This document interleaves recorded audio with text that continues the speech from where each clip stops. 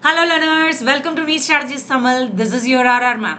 Mirror 30ல இன்னைக்கு work energy powerல இருக்கக்கூடிய previous year questions தான் பார்க்க போறோம். எல்லா கொஷின்ஸும் டைரக்டா ஜேஇயோட ப்ரீவியஸ் இயர் கொஷின்ஸ் வந்து நான் எடுத்துட்டு வந்திருக்கேன். அதுவும் ரொம்ப ரீசன்ட் இயர்ஸ்ல இந்த 2020ல இருந்து 2026 ஜான்வரி ஷிஃப்ட் வரையுமே நான் எடுத்திருக்கேன். எல்லா கொஷின்ஸுமே நம்ம நீட்ல கொஷின்ஸ் கேட்க போறாங்க. இந்த ஒர்க் எனர்ஜி பவர்ல கேட்கக்கூடிய கொஷின்ஸ் டெஃபினட்டா நான் கொண்டு வந்திருக்கக்கூடிய கொஷின்ஸ்ல கவர் ஆகும். பிகாஸ் நான் எல்லாத்தையுமே எல்லா வெரைட்டியுமே எடுத்துட்டு வந்திருக்கேன்.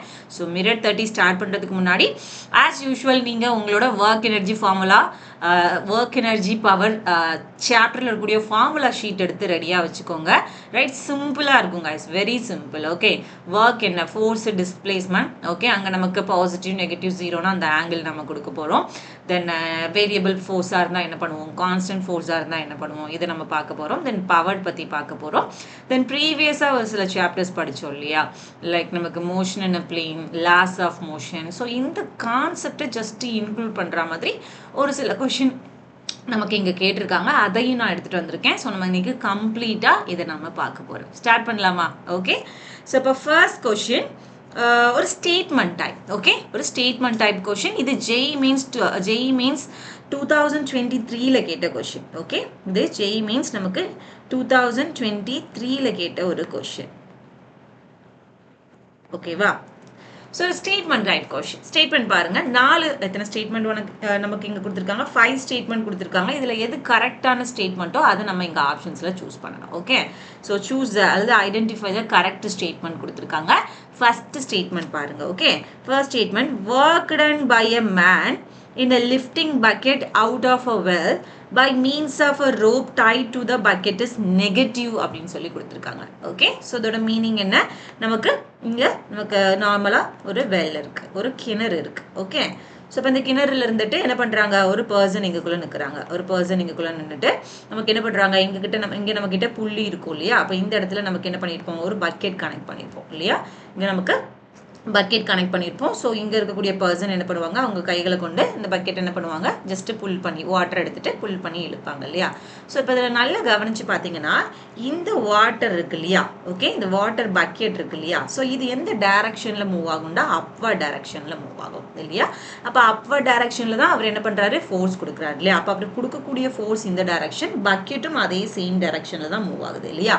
ரைட், அப்போ ஃபோர்ஸும் டிஸ்பிளேஸ்மெண்ட்டும் நமக்கு எப்படி இருக்கு, சேம் டைரக்ஷன்ல இருக்கு இல்லையா. ஃபோர்ஸும் டிஸ்பிளேஸ்மெண்ட்டும் சேம் டைரக்ஷன்ல இருக்கு. இங்க ஃபோர்ஸ்னு கேட்றாதீங்க. ஓகே, நம்ம ரோப் எங்கெல்லாம் ஆக்ட் ஆகுதோ அங்க ஃபுல்லா நமக்கு டென்ஷனல் ஃபோர்ஸ் இருக்கும் இல்லையா. ரைட், அப்போ ஃபோர்ஸும் அப்வர்ட் டைரக்ஷன், டிஸ்பிளேஸ்மெண்ட்டும் நமக்கு இங்க அப்வர்ட் டைரக்ஷன் இல்லையா. அப்போ ரெண்டு பேருமே அப்வர்ட் டைரக்ஷனாக இருக்கும் பொழுது ஃபோர்ஸ் அண்ட் டிஸ்பிளேஸ்மெண்ட் நமக்கு அப்வர்ட் டைரக்ஷன் அல்லது சேம் டைரக்ஷன்ல இருக்கும் பொழுது அங்க இருக்கக்கூடிய ஒர்க் என்ன மாதிரியான ஒர்க்காக இருக்கும், நடக்கக்கூடிய ஒர்க் டன் நமக்கு பாசிட்டிவாக இருக்கும் இல்லையா.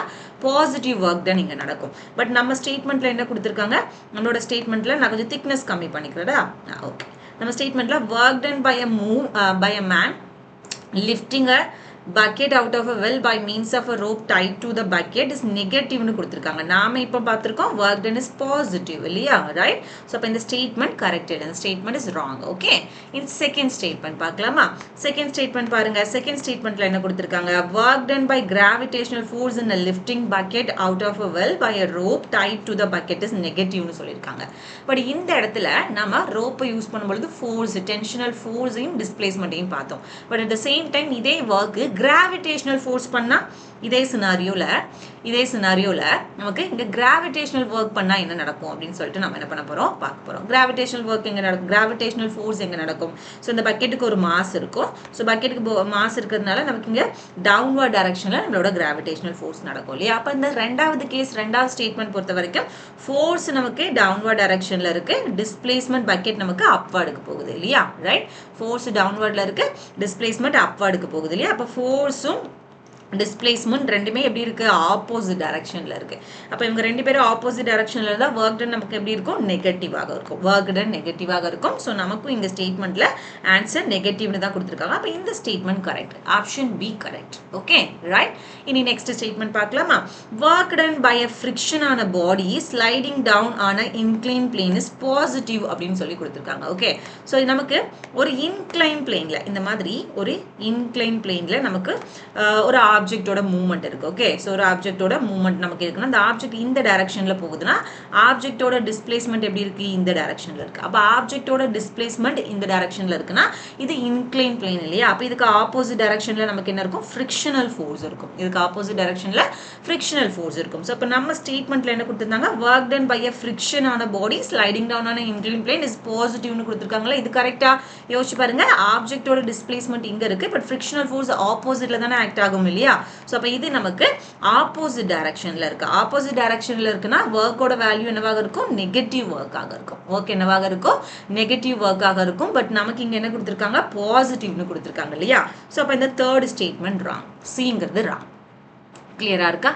ஓகே, இனி டி ஸ்டேட்மெண்ட் பார்க்கலாமா. டில work done by applied force on a body moving on a rough horizontal plane in a uniform velocity is 0 அப்படின்னு சொல்றாங்க. நார்மலா ஒரு ஒர்க் ஒரு ஹரிசாண்டல் பிளேஸ்ல ஒரு பிளாக் வச்சு அதை மூவ் பண்றோம்னா, அந்த ரஃப் ஹரிசாண்டல் பிளேஸ்ல நார்மல் பிளாக் வச்சு மூவ் பண்றோம்னா அங்க அந்த அப்ளைட் ஃபோர்ஸ் பண்ணக்கூடிய ஒர்க் டன் இருக்கு இல்லையா, அதனால உண்டாகக்கூடிய அந்த யூனிஃபார்ம் வெலாசிட்டி 0ன்னு கொடுத்துருக்காங்க. அது ஆல்ரெடி என்னது சேம் டைரக்ஷன்ல மூவ் ஆகும். இப்போ ஃபார் எக்ஸாம்பிள் அதுக்கு நம்ம ஒரு டயக்ராம் ட்ரா பண்ணா, நார்மலாக ஒரு ஹரிசாண்டல் பிளேஸில் நம்மக்கிட்ட ஒரு மாஸ் எம் இருக்கக்கூடிய ஒரு ஆப்ஜெக்ட் இருக்குது. ஓகே, அப்போ நமக்கு இங்கே ஃபோர்ஸ் கொடுத்தோம்னா ஏதோ இந்த டைரக்ஷனில் நமக்கு மூவ் ஆகும். அப்போ இந்த இடத்துல எப்படி யூனிஃபார்ம் வெலாசிட்டி நமக்கு 0 ஆகும், இல்லை இல்லையா. பட் இங்கே யூனிஃபார்ம் வெலாசிட்டி இஸ் 0ன்னு கொடுத்துருக்காங்க. அப்போ இந்த statement is wrong. Okay, so அப்போ A correct, A wrong, B மட்டும்தான் correct, C and D wrong, and Eயும் check பண்ணோம். ஓகே, E பாருங்க நமக்கு E ஸ்டேட்மெண்ட்ல என்ன கொடுத்திருக்காங்க, work done by the air resistance on a oscillating pendulum is negative அப்படின்னு சொல்லி கொடுத்திருக்காங்க. ஓகே, இது என்ன oscillating pendulum? oscillating pendulum கேஸ்ல நம்ம எப்படி படிக்கிறோம், இந்த மாதிரி நமக்கு ஒரு சிம்பிள் பெண்டுலம் இருக்கும் இல்லையா, ரைட். அப்போ oscillating pendulumத்துல இங்க நம்ம கிட்ட பெண்டுலம் இருக்குதுன்னா பெண்டுலத்துக்கு நமக்கு இந்த சென்டர்ல இருந்து நமக்கு என்ன பண்ணுவோம், ஆசிலேட் பண்ணுவோம் இல்லையா. ஃபர்ஸ்ட் நமக்கு இந்த டைரக்ஷன் போகும், பின்ன இந்த டைரக்ஷன் வந்துட்டு மறுபடியும் இதே டைரக்ஷன் வரதா ஒரு கம்ப்ளீட் ஆசிலேஷன் அப்படின்னு நம்ம சொல்லுவோம். ஒரு கம்ப்ளீட் ரொட்டேஷன் அப்படின்னா ஒரு கம்ப்ளீட் ஆசிலேஷன் அப்படின்னு நம்ம சொல்லுவோம் இல்லையா. இதுல சிம்பிளா நீங்க ஞாபகம் வச்சுக்கோங்க, இங்க இந்த பாபுக்கு மாஸ் எம் இருக்கு, கரெக்டா. ஓகே, அப்ப நாம ஃபோர்ஸ் கொடுக்கறதுனால இந்த ஆப்ஜெக்டோட டிஸ்பிளேஸ்மெண்ட் நமக்கு இந்த டைரக்ஷன்ல இருக்கும், பட் ஃபோர்ஸ் நமக்கு எப்படி இருக்கும், ஆப்போசிட் டைரக்ஷன்ல இருக்கும். இந்த டைரக்ஷன்ல ஃபோர்ஸ் கொடுத்தா கையை நம்ம ரிமூவ் பண்ணும்போது அது ஆப்போசிட் டைரக்ஷன் வரைக்கும் நமக்கு டிஸ்பிளேஸ்மெண்ட் போயிட்டு வருது இல்லையா. அப்ப இவங்க ரெண்டு பேரையும் பார்க்கும்போது எப்படி இருக்கு, இந்த ரெண்டு பேரும் மீன்ஸ் இதோட ஃபோர்ஸ் அண்ட் இதோட டிஸ்பிளேஸ்மெண்ட் இவங்க ரெண்டு பேரும் ஆப்போசிட் டைரக்ஷன்ல இருக்காங்க. சோ அப்ப இங்க நடக்கக்கூடிய வொர்க் டனோட வேல்யூ நமக்கு என்னவாக இருக்கும், நெகட்டிவாக இருக்கும் இல்லையா. சோ அப்ப இங்க நெகட்டிவ் தான் கொடுத்திருக்காங்களா நமக்கு. Yes, work done by air resistance ஆன oscillating forces negative. Okay, right. Air resistance உண்டாகக்கூடிய வொர்க் டன் நமக்கு இங்க எப்படி இருக்கும், நெகட்டிவாக இருக்கும். கிளியரா இருக்கா? Okay, right. சோ அப்படின்னா நமக்கு எதெல்லாம் கரெக்ட் ஸ்டேட்மெண்ட்ல வந்திருக்கு, பியும் ஈயும் மட்டுமே கரெக்டாக இருக்கு. பி இருக்கு, இ இருக்கு, இந்த ரெண்டுமே கரெக்டாக இருக்கு இல்லையா. அப்ப ஏ ஆப்ஷன் ஏ கொடுத்துக்கலாம். ஆப்ஷன் ஏல தான் பி அண்ட் இ ஒன்லின்னு கொடுத்துருக்காங்க. ஸோ கரெக்ட் ஆப்ஷன் நமக்கு ஏ கொடுத்துடலாம். கிளியரா இருக்கா? சிம்பிள் கொஷின், பட் இது கொஞ்சம் டைம் எடுத்து நான் எக்ஸ்பிளைன் பண்ணியிருக்கேன். Okay, right. ஸோ நமக்கு ரிப்பீட்டடா நீங்க ரெகுலரா படிச்சுட்டு இருக்கும் பொழுது இந்த டைம்ல இந்த கொஷினை ஒரு 2 minutes ஒரு 1 minute உங்களால ஈஸியா சால்வ் பண்ண முடியும். Just check, just positive negative என்னன்னு தானே. ஓகே, ஒர்க் டன் பாக்குறீங்க, அந்த சினாரியோ மைண்ட்ல ஓடும். ஸோ இப்போ ஃபோர்ஸ் எந்த டைரக்ஷன்ல இருக்கு, டிஸ்பிளேஸ்மெண்ட் எந்த டைரக்ஷன்ல இருக்கு, அப்போ ஒர்க் டன் நமக்கு தெரியும் ஒரு பாசிட்டிவா நெகட்டிவா. அங்க நெகட்டிவ்னா ராங், பாசிட்டிவ்னா நம்ம கரெக்ட் கொடுக்க போறோம். அதே போல தான் அடுத்த கேஸ். அடுத்த கேஸுக்கு தனியா செப்பரேட் டயக்ராம் எதுவும் வேண்டாம், அதிலே கிராவிடேஷனல் ஃபோர்ஸ் பார்க்குறோம். அண்ட் தேர்ட் கேஸ் நமக்கு நார்மலா இன்க்ளைன் பிளேன், அண்ட் ஃபோர்த் கேஸ்ல நம்ம கிட்ட நார்மல் ஹரிசாண்டல் சர்ஃபேஸ்ல கொடுத்திருக்காங்க, யூனிஃபார்ம் வெலாசிட்டி பத்தி பேசியிருக்காங்க. அண்ட் ஃபிஃப்த் பாயிண்ட் இருக்கு இல்லையா, அதுல ஆசிலேட்டிங் பெண்டுலம். அந்த ஆசிலேட்டிங் பெண்டுலத்துல நமக்கு ஃபோர்ஸ் அண்ட் டிஸ்பிளேஸ்மெண்ட் நமக்கு ஏர் ரெசிஸ்டன்ஸ்னால உண்டாகக்கூடிய ஒர்க் டன் இங்க எப்போது எப்படி இருக்கும், நமக்கு நெகட்டிவாக இருக்கும். கிளியரா இருக்கா? Okay, right. ஸோ அப்போ நமக்கு ஃபர்ஸ்ட் கொஸ்டின் கிளியரா இருக்குதுன்னா இனி நம்ம செகண்ட் கொஸ்டின் பார்க்கலாம்.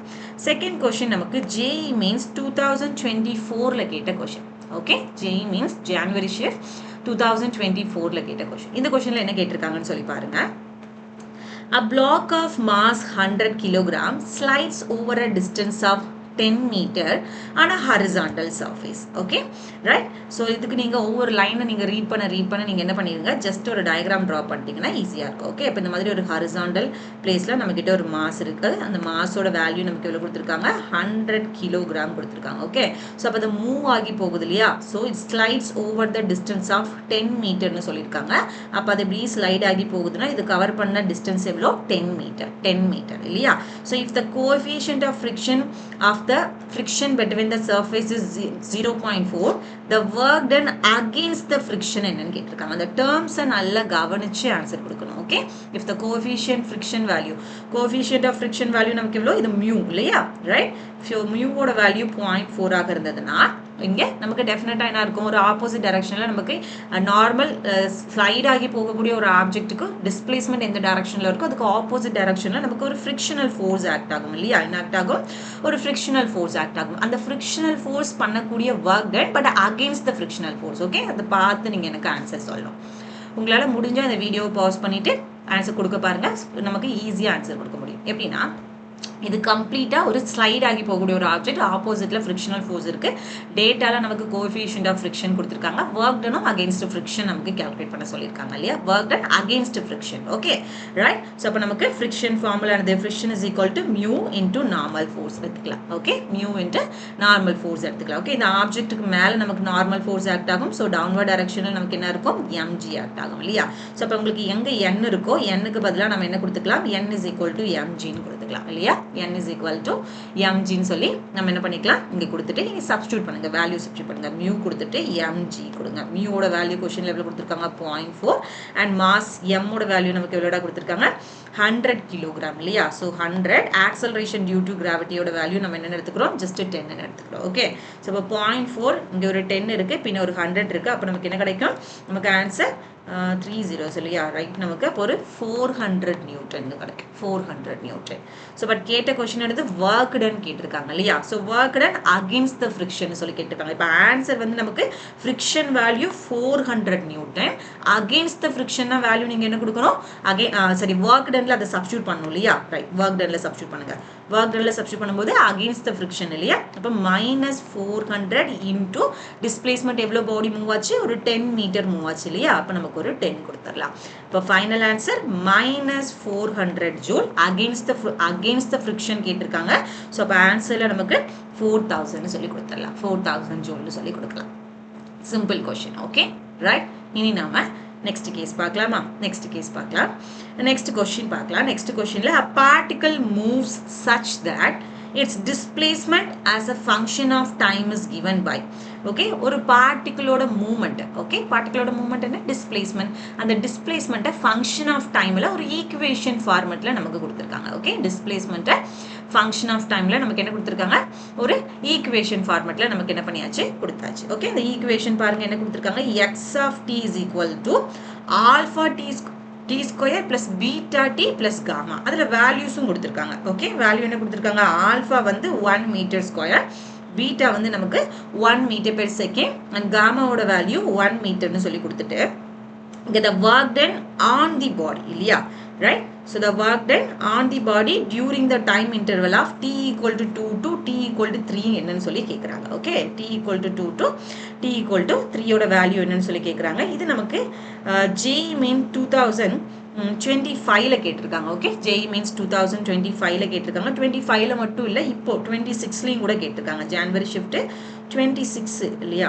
இது கொஞ்சம் சேஞ்ச் ஆயிருக்கு, 26ல கேட்டிருக்காங்க. ஜான்வரி ஷிஃப்ட் பேப்பர் எடுத்து பார்த்தீங்கன்னா அதில் உங்களுக்கு தெரியும். ஸோ பார்த்துக்கோங்க, displacement with respect to time, displacement as a function of time, equation alpha value, beta value, gamma value கொடுத்தாச்சு. கொடுத்துட்டு நம்மகிட்ட என்ன கேட்டிருக்காங்க, work done of the time, work done on the body during the time interval 2 செகண்ட்லேருந்து 3 செகண்ட்க்கு நம்ம கண்டுபிடிக்கணும். கொடுத்தது displacement, கண்டுபிடிக்க வேண்டியது work done. ஓகே, இப்போ டிஸ்பிளேஸ்மெண்ட்டோட ஈக்குவேஷன் எடுத்து எழுதிக்கோங்க. டிஸ்பிளேஸ்மெண்ட்டோட ஈக்குவேஷன் எடுத்து நமக்கு எக்ஸ் ஆஃப் டி இல்லையா, அப்போ எக்ஸோட ஈக்குவேஷன் நமக்கு என்ன கொடுத்துருக்காங்கன்னா ஆல்ஃபா டி ஸ்கொயர்னு சொல்லி கொடுத்துருக்காங்க இல்லையா. ஸோ ஆல்ஃபா டி ஸ்கொயர்னா நீங்கள் ஆல்ஃபா இருக்க இடத்துல என்ன பண்ணணும், வேல்யூ கொடுக்கணும். ஆல்ஃபாவோட வேல்யூ என்னது 1, அப்போ 1 t square plus beta t, beta இருக்க இடத்துல 1t, ஓகே, ப்ளஸ் காமாக்கு வந்து நமக்கு என்ன கொடுப்போம், 1னே கொடுப்போம். அப்போ 1 இந்த டி ஸ்கொயர்லாம் சேர்ந்து நமக்கு just t square plus t plus 1னு சொல்லி கிடைக்கும். T square plus t plus 1னு சொல்லி கிடைக்கும். இதிலிருந்து நம்ம என்ன பண்ணணும், ஒர்க் டன் கால்குலேட் பண்ணுவோம் இல்லையா. நீங்கள் உங்களுக்கு தோணும் ஜஸ்ட் ஒரு பொசிஷன் ஆர் டிஸ்பிளேஸ்மெண்ட் கொடுத்துட்டு ஒர்க் டனை எப்படி கால்குலேட் பண்ணலாம் அப்படின்னு சொல்லி தோணும். உங்களுக்கு ஒர்க் எனர்ஜி தியரம் அப்படின்னு நம்ம படிச்சிருக்கோம் தெரியுமா. ஒர்க் எனர்ஜி தியரத்தோட காமன் ஃபார்முலா ஞாபகம் இருக்கா. ஒர்க் எனர்ஜி தியரம் நமக்கு work done is equal to ½ m final velocity minus initial velocity the whole square னு சொல்லி வரும். ஸோ அப்போ இங்கே ஒர்க் டன் கால்குலேட் பண்ணுறதுக்கு உங்களுக்கு பிரச்சனையே இல்லாமல் இங்கே நமக்கு என்ன கொடுத்துருக்காங்க, எஸ்னா டிஸ்பிளேஸ்மெண்ட் கொடுத்துருக்காங்க. அதுலேருந்து நீங்கள் வெலாசிட்டி கண்டுபிடிச்சிங்கன்னா ஒர்க் டன்ல ஈஸியாக நம்ம என்ன பண்ண முடியும், சப்ஸ்டியூட் பண்ண முடியும் இல்லையா, ரைட்? ஸோ இப்போ இதில் நம்ம என்ன பண்ணிக்கலாம், சப்ஸ்டியூட் பண்ணி பார்க்கலாமா? ஓகே, டிஸ்பிளேஸ்மெண்ட் கொடுத்துருக்காங்க, வெலாசிட்டியாக மாற்றுங்க. டிஸ்பிளேஸ்மெண்ட் எப்படி வெலாசிட்டியாக மாற்றுறது, ஒரே ஒரு முறை நம்ம டிஃப்ரென்ஷியேட் பண்ணுறது மூலமா இல்லையா? அப்போ டிஃப்ரென்ஷியேட் பண்ணுங்க, v is equal to dx, எதை பொறுத்து மாறுது, டைமை பொறுத்து. அப்போ டைமை பொறுத்து நம்ம என்ன பண்ணணும், டிஃப்ரென்ஷியேட் பண்ணணும். ஓகே, அப்போ t ஸ்கொயர் இருக்கு, t ஸ்கொயரை டிஃப்ரென்ஷியேட் பண்ணால் 2t, அடுத்து t இருக்கு, t-யை டிஃப்ரென்ஷியேட் பண்ணால் நமக்கு 1, அடுத்து 1ங்கிறது நமக்கு என்னது, கான்ஸ்டன்ட். கான்ஸ்டன்ட் டிஃப்ரென்ஷியேட் பண்ணால் நமக்கு 0 கிடைக்கும் இல்லையா, ரைட்?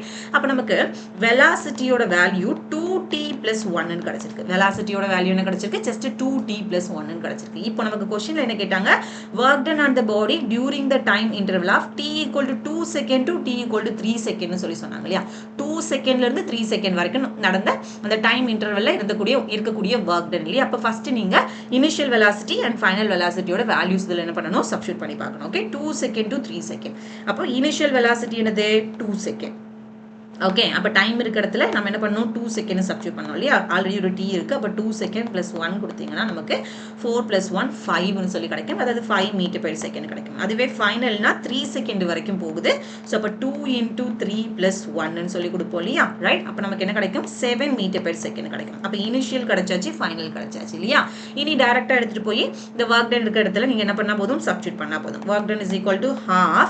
ஓகே, மாஸ் எவ்வளவு கொடுத்திருக்காங்க, மாஸோட வேல்யூ நமக்கு இங்க எவ்வளவு கொடுத்திருக்காங்கடா, work done on the body. இதுல ஓகே, இதுல நமக்கு மாஸோட வேல்யூ மட்டும் மிஸ் ஆகுது இல்லையா, டேட்டா மிஸ் ஆகுது. ஓகே, ஜஸ்ட் நீங்க டேட்டா நமக்கு எங்க என்ன ஆகுது, மிஸ் ஆகுது. ஸோ நீங்க எழுதிக்கோங்க. ஓகே, ஸோ இதுல மாஸ் வந்து நமக்கு ஒரு 2 கிலோகிராம், மாஸ் வந்து 2 கிலோகிராம். நான் எடுத்த கொஸ்டின்ல மிஸ் ஆயிருக்கு. ஓகே, நான் கன்வெர்ட் பண்ணும்போது அது மிஸ் ஆயிருக்கு. ஆக்சுவலி டேட்டா கொஸ்டின்ல இருக்கும், மாஸோட வேல்யூ 2 கிலோகிராம்னு சொல்லி இருக்கும். அப்போ நீங்க என்ன பண்ணிக்கோங்க, 2 சப்ஸ்டிட்யூட் பண்ணிட்டு இனி ஃபைனல் வெலாசிட்டி எவ்வளவு கண்டுபிடிச்சோம், 7 மீட்டர் per செகண்ட்.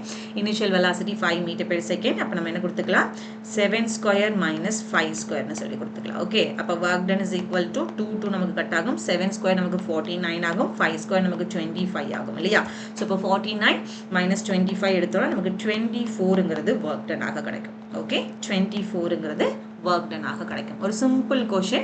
நான் எல்லாரையும் ரீச் பண்ணுங்கிறதுக்காக நான் ஒவ்வொன்றையும் நான் ரீட் பண்ணி கொடுக்குறேன். ஓகே, பட் நீங்க செப்பரேட்டா தனித்தனியா உட்காந்து சால்வ் பண்ணும்போது இவ்வளோலாம் டைம் ஆகாது. So don't worry. Okay, right? So இப்போ நமக்கு நெக்ஸ்ட் கொஸ்டின் பார்க்கலாமா? நெக்ஸ்ட் கொஸ்டின் பாருங்க. A force F is equal to 2i plus, are you seeing this? Force is equal to 2i plus bj cap plus k cap. Okay, it is not k cap இல்ல, just k cap. Force ஓட value நமக்கு எவ்வளவு கொடுத்திருக்காங்க, 2i cap plus bj cap plus k cap கொடுத்துட்டு is applied on a particle and it undergoes a displacement value நமக்கு எவ்வளவு கொடுத்திருக்காங்க, நமக்கு displacement value I minus 2j cap, I cap minus 2j cap minus k cap னு சொல்லி கொடுத்திருக்காங்க. Okay, கொடுத்துட்டு what will be the value of b if the work done on the particle is 0 அப்படின்னு சொல்லிருக்காங்க. நார்மலா ஃபோர்ஸ் கொடுத்திருக்காங்க, நமக்கு displacement கொடுத்திருக்காங்க. கொடுத்துட்டு ஃபோர்ஸோட ஸ்டேட்மென்ட் ஃபோர்ஸோட ஈக்குவேஷன் இன்கம்ப்ளீட்டா இருக்கு. எப்படின்னா இங்க பாருங்க, இது 2i cap, இங்க நார்மல் bj cap னு கொடுத்துட்டு இது நார்மல் k cap. k capனா முன்னாடி 1 இருக்கிறதா அர்த்தம் இல்லையா, ரைட்? அப்ப ஃபோர்ஸோட வேல்யூ கொடுத்தாச்சு. டிஸ்பிளேஸ்மென்ட் கரெக்ட்டா இருக்கு, i cap minus 2j cap minus k cap. இப்போ இங்க ஃபோர்ஸ்ல இன்கம்ப்ளீட்டா இருக்கக்கூடிய இந்த b யோட வேல்யூ நீங்க கால்குலேட் பண்ணனும். கண்டிஷன் என்னன்னா work done, அந்த பார்ட்டிகிளோட work done 0வா இருந்தா b யோட வேல்யூ என்ன அப்படின்னு சொல்லி கேக்குறாங்க. ஓகே, சோ இது நமக்கு JEE Main 2025 ஜனவரி ஷிஃப்ட்ல கேட்ட ஒரு क्वेश्चन, ரைட்?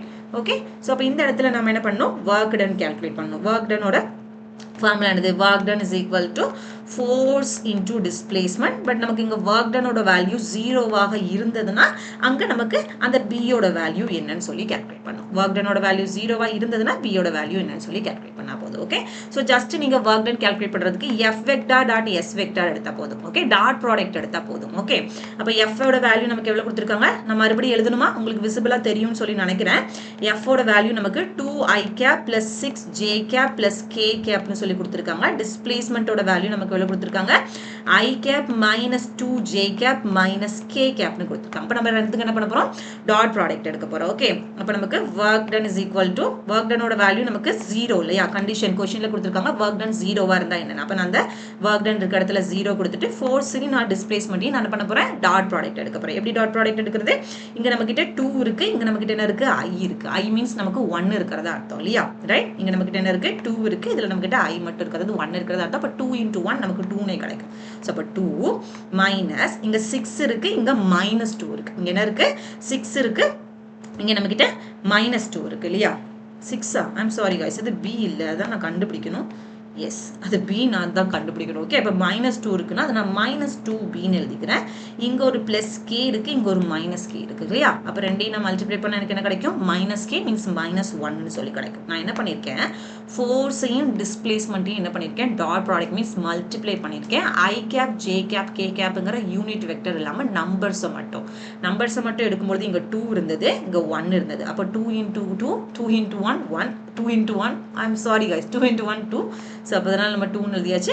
இங்கே b இருக்கு, இங்கே -2 இருக்கு. ஓகே, அப்போ b into -2 -2b அது எழுதியாச்சு.